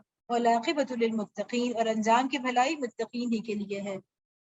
اب یہ دراصل اس کے بنیادی مضامین جتنے بھی سورہ کے اندر مضامین آئے ہیں، اب اس آخری اختتامی کلام میں ان سب کا نچوڑ ایک مرتبہ بیان ہو رہا ہے. من جاء بالحسنۃ فلہ خیر منہا. یعنی ایک بنیادی موضوع اس سورہ کا کیا تھا کہ زمین میں فساد نہیں کرنا. زمین فساد کی بدترین شکل کیا ہے کہ حکمرانوں کے ذریعے جو فساد ہوتا ہے، حکومت کے ذریعے جو فساد ہوتا ہے زمین میں، وہ بدترین شکل ہے فساد کی. اور وہی اس سورہ کا اصل موضوع ہے کہ اس وقت مشرکین مکہ بھی یہی کر رہے تھے کہ بدترین فساد اپنی طاقت کو، اپنی حکومت کو وہ استعمال کر رہے تھے فساد کے لیے. یہ اس سورہ کا بنیادی موضوع ہے. آگے بھی جو سارے مضامین اس اختتامی کے کلام میں آ رہے ہیں وہ اس سورہ کے بنیادی موضوعات ہیں. من جاء بالحسنۃ فلہ خیر منہا. جو کوئی بھلائی لے کر آئے گا اس کے لیے اس سے بہتر بھلائی ہے. جیسے کہ ہم نے پڑھا قرآن میں دوسری جگہ ہے کہ فلہ عشر امثالھا، 10 گناہ ہے. ومن جاء بالسیئۃ یجزی الذین عملوا السیئات الا ما كانوا یعملون. اور جو برائی لے کر آئے تو برائیاں کرنے والوں کو ویسا ہی بدلہ ملے گا جیسے وہ عمل وہ کرتے تھے. ان الذی فرض علیک القرآن لرادک الی معاد. اے نبی صلی اللہ علیہ وسلم یقین جانو کہ جس نے یہ قرآن تم پر فرض کیا ہے، یہ نازل کیا ہے، وہ تمہیں ایک بہترین انجام کو پہنچانے والا ہے. یعنی یہ خوشخبری سنا دی گئی نبی صلی اللہ علیہ وسلم کو اسی مکی دور میں کہ اللہ تعالیٰ آپ کو ایک بہترین انجام تک پہنچانے والا ہے. یہ انجام آخرت کا تو ہوگا ہی، لیکن اس سے مراد دنیا کے اندر بھی ایک بہترین انجام ہے جس کو دنیا نے دیکھا، اور وہ فتح مکہ کی شکل کے اوپر مسلمانوں کے حکمرانی کی شکل میں سارے عرب نے دیکھا. قُل رَّبِّ أَعْلَمُ مَن جَاءَ بِالْهُدَىٰ وَمَنْ هُوَ فِي ضَلَالٍ مُّبِينٍ. ان لوگوں سے کہہ دو کہ میرا رب خوب جانتا ہے کہ ہدایت لے کر کون آیا ہے اور کھلی گمراہ ہے. بلکہ لرادک الی معاد کے اندر یہ کہا جاتا ہے کہ عرب کی تاریخ اٹھا کر دیکھ لیجئے، کبھی کسی کو پورے عرب کے اوپر ایسی حکمرانی نصیب نہیں ہوئی جیسے کہ نبی صلی اللہ علیہ وسلم اور ان کی امت کو نصیب ہوئی.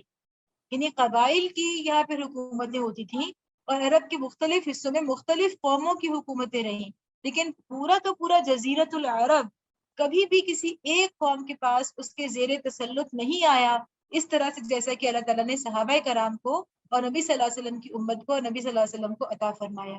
تو یہ وہ تھا کہ لرادک الی معاد وعدہ فرمایا تھا. وما كنت ترجو ان يلقى اليك الكتاب الا رحمة من ربك فلا تكونن ظهيرا للكافرين.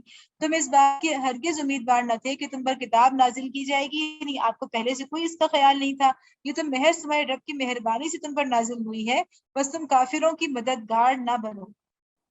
اب آپ دیکھیے کہ پیچھے بالکل یہی والی چیز موسیٰ علیہ السلام چکی ہے. انہوں نے کیا کہا تھا؟ فلن اکون ظہیرا للکافرین للمجرمین، کہ میں مجرموں کا مددگار نہیں بنوں گا. اس وقت انہوں نے فیصلہ کر لیا تھا فرعون سے علیحدگی کا. ٹھیک ہے، اب یہاں پہ اللہ تعالیٰ فرما رہے ہیں نبی صلی اللہ علیہ وسلم کو کہ کریں کہ آپ کافروں کے مددگار نہ بنیں، یعنی آپ اس حکومت کا، اس طاقت کے، اس ظلم کے نظام کا کسی بھی طرح حصہ نہ بنیں. اور ظاہر ہے کہ نبی صلی اللہ علیہ وسلم تو حصہ بننے نہیں جا رہے تھے، لیکن اللہ تعالیٰ نے تاکید مزید کے لیے کہ آپ کبھی یہ سوچے بھی نہ کہ آپ اس کا حصہ بن سکتے ہیں. وَلَا يَصُدَّنَّكَ عَنْ آيَاتِ اللَّهِ بَعْدَ إِذْ أُنزِلَتْ إِلَيْكَ وَادْعُ إِلَىٰ رَبِّكَ وَلَا تَكُونَنَّ مِنَ الْمُشْرِكِينَ. اور ایسا کبھی نہ ہونے پائے کہ اللہ کی آیات جب تم پر نازل ہوں تو کفار تمہیں ان سے باز رکھیں، اپنے رب دو اور ہرگز مشرکوں میں شامل نہ ہو۔ جیسا کہ ساری صورتوں کا کہ آخر میں نبی صلی اللہ علیہ وسلم کو اللہ تعالیٰ ہدایات دیتے ہیں۔ اور یہاں بھی جو بات کہ آپ کافروں کے مددگار نہ بنے، تو ہمیں پتہ ہے کہ جب وہ لوگ تھوڑے سے اس کو سیریس لینا شروع کیا تھا مشرکین مکہ نے، تو ان کو جب لگا کہ یہ چیز اتنی آسانی سے ختم ہونے والی نہیں ہے، تو انہوں نے مختلف چیزوں کی پیشکش کی تھی۔ یہ بھی کہا تھا کہ ہم تمہیں حکمران بنا لیتے ہیں۔ تو حکمران بن کے ظاہر ہے کہ نبی صلی اللہ علیہ وسلم اسی موجودہ نظام کے اندر حکمرانی لینے کا کوئی سوال نہیں تھا، جب تک کہ پورا ایک انقلاب نہ آ جائے اور مکمل طور پہ اللہ کی توحید کا نظام نہ آ جائے، اس وقت تک اس باطل نظام کے اندر حکمرانی لینے کا کوئی سوال نہیں تھا۔ اس لیے اللہ تعالیٰ فرما رہے ہیں کہ آپ ان کے جو ہے کسی طرح سے بھی ان کے مددگار نہ بنے، اس نظام کا حصہ نہ بنے۔